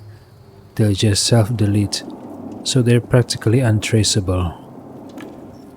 99.999% success rate. There was only one case in my entire career where someone traced me. Ask who traced this cheat. How come someone traced you? Trepanator says, she was an even bigger fossil than I was. Use a DDoS on my emergency access gate to the virus. So naturally, I wasn't prepared for that. What year were they from? 2040? That method has been obsolete for decades.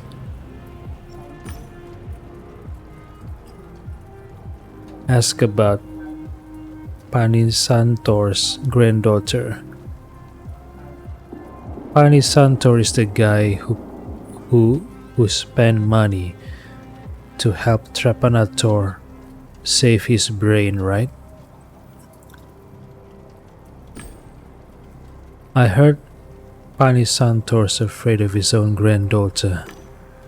Trepanator says, yep, he's hiding because she forbade him from playing here. She's not gentle. At times even I feel, let's call it a nervous respect for her. She's right. His heart's not what it used to be, and he could drop dead of excitement, which is easy to come by. You know that, right? Or should I show you? Ask who the granddaughter is. Could you tell me more about Panisantor's granddaughter? Trepanator says, what can I tell you? She's a slick chick. Never got to know her closely. Kill them all might have more to say about her. Trepanator winked at me. Ask about Tugabe.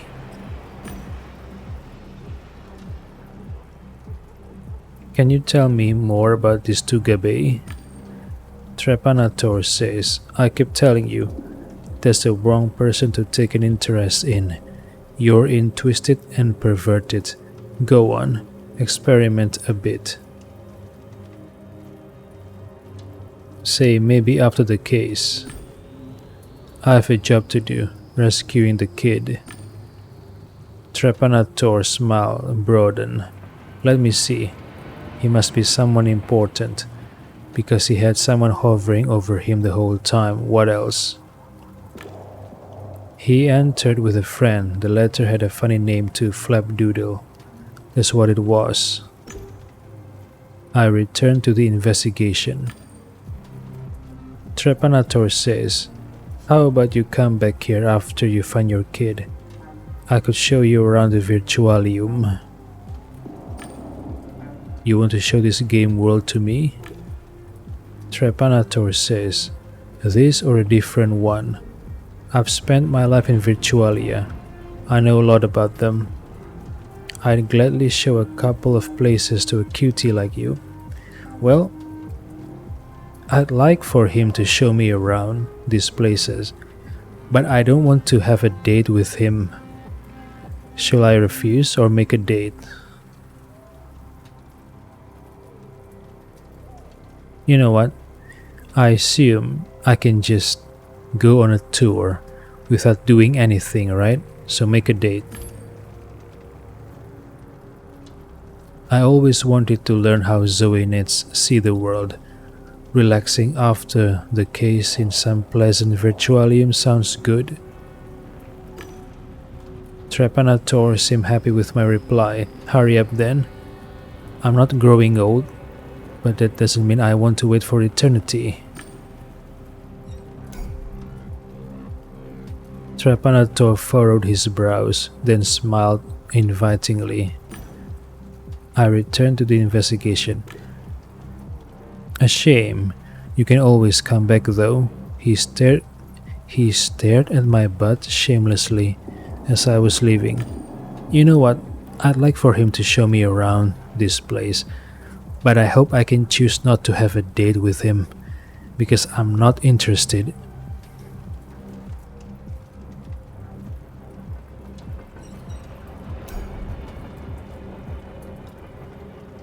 Panisantor has the skin of a veteran, old, powerful, and marked with scars. Panisantor says, we value hospitality. Come have a drink with us. Panisantor offered me a bottle smelling of strong liquor. Drink. Thank you. I took a long, thorough swig from the bottle he offered. I immediately felt the cheat hidden in the alcohol, hit my senses, and flow through my entire virtual body. I got dizzy. Wait, he infused the drink with a cheat? What kind of cheat? Shut the fuck up, I got duped. Panisantor says, your new cheat works, Trepanator. Let's see if the kid has anything interesting installed. Panisantor connected to my private deck. I was too drunk to stop him. You should be more careful, kiddo. I won't hurt you. I'm just copying your toys. But you never know who you might be. But you never know who you might stumble onto next time. There. Soon you'll sober up and be good as new. Panisantor grinned. I saw him finish copying my private programs and end the connection. Shah. Okay. Comment on the old skin. The Virtualium was spinning before my eyes. I pointed a finger in the rough direction of one of the Panisantors and spoke eloquently. So old. Panisantor says, you mean the skin? You bet it is. You think the game should feature only young people? It seemed like a hidden nerve. I minded that I was drunk, but I thought I could investigate drunk, no problem, I was good enough. Hold on, I need to transfer something.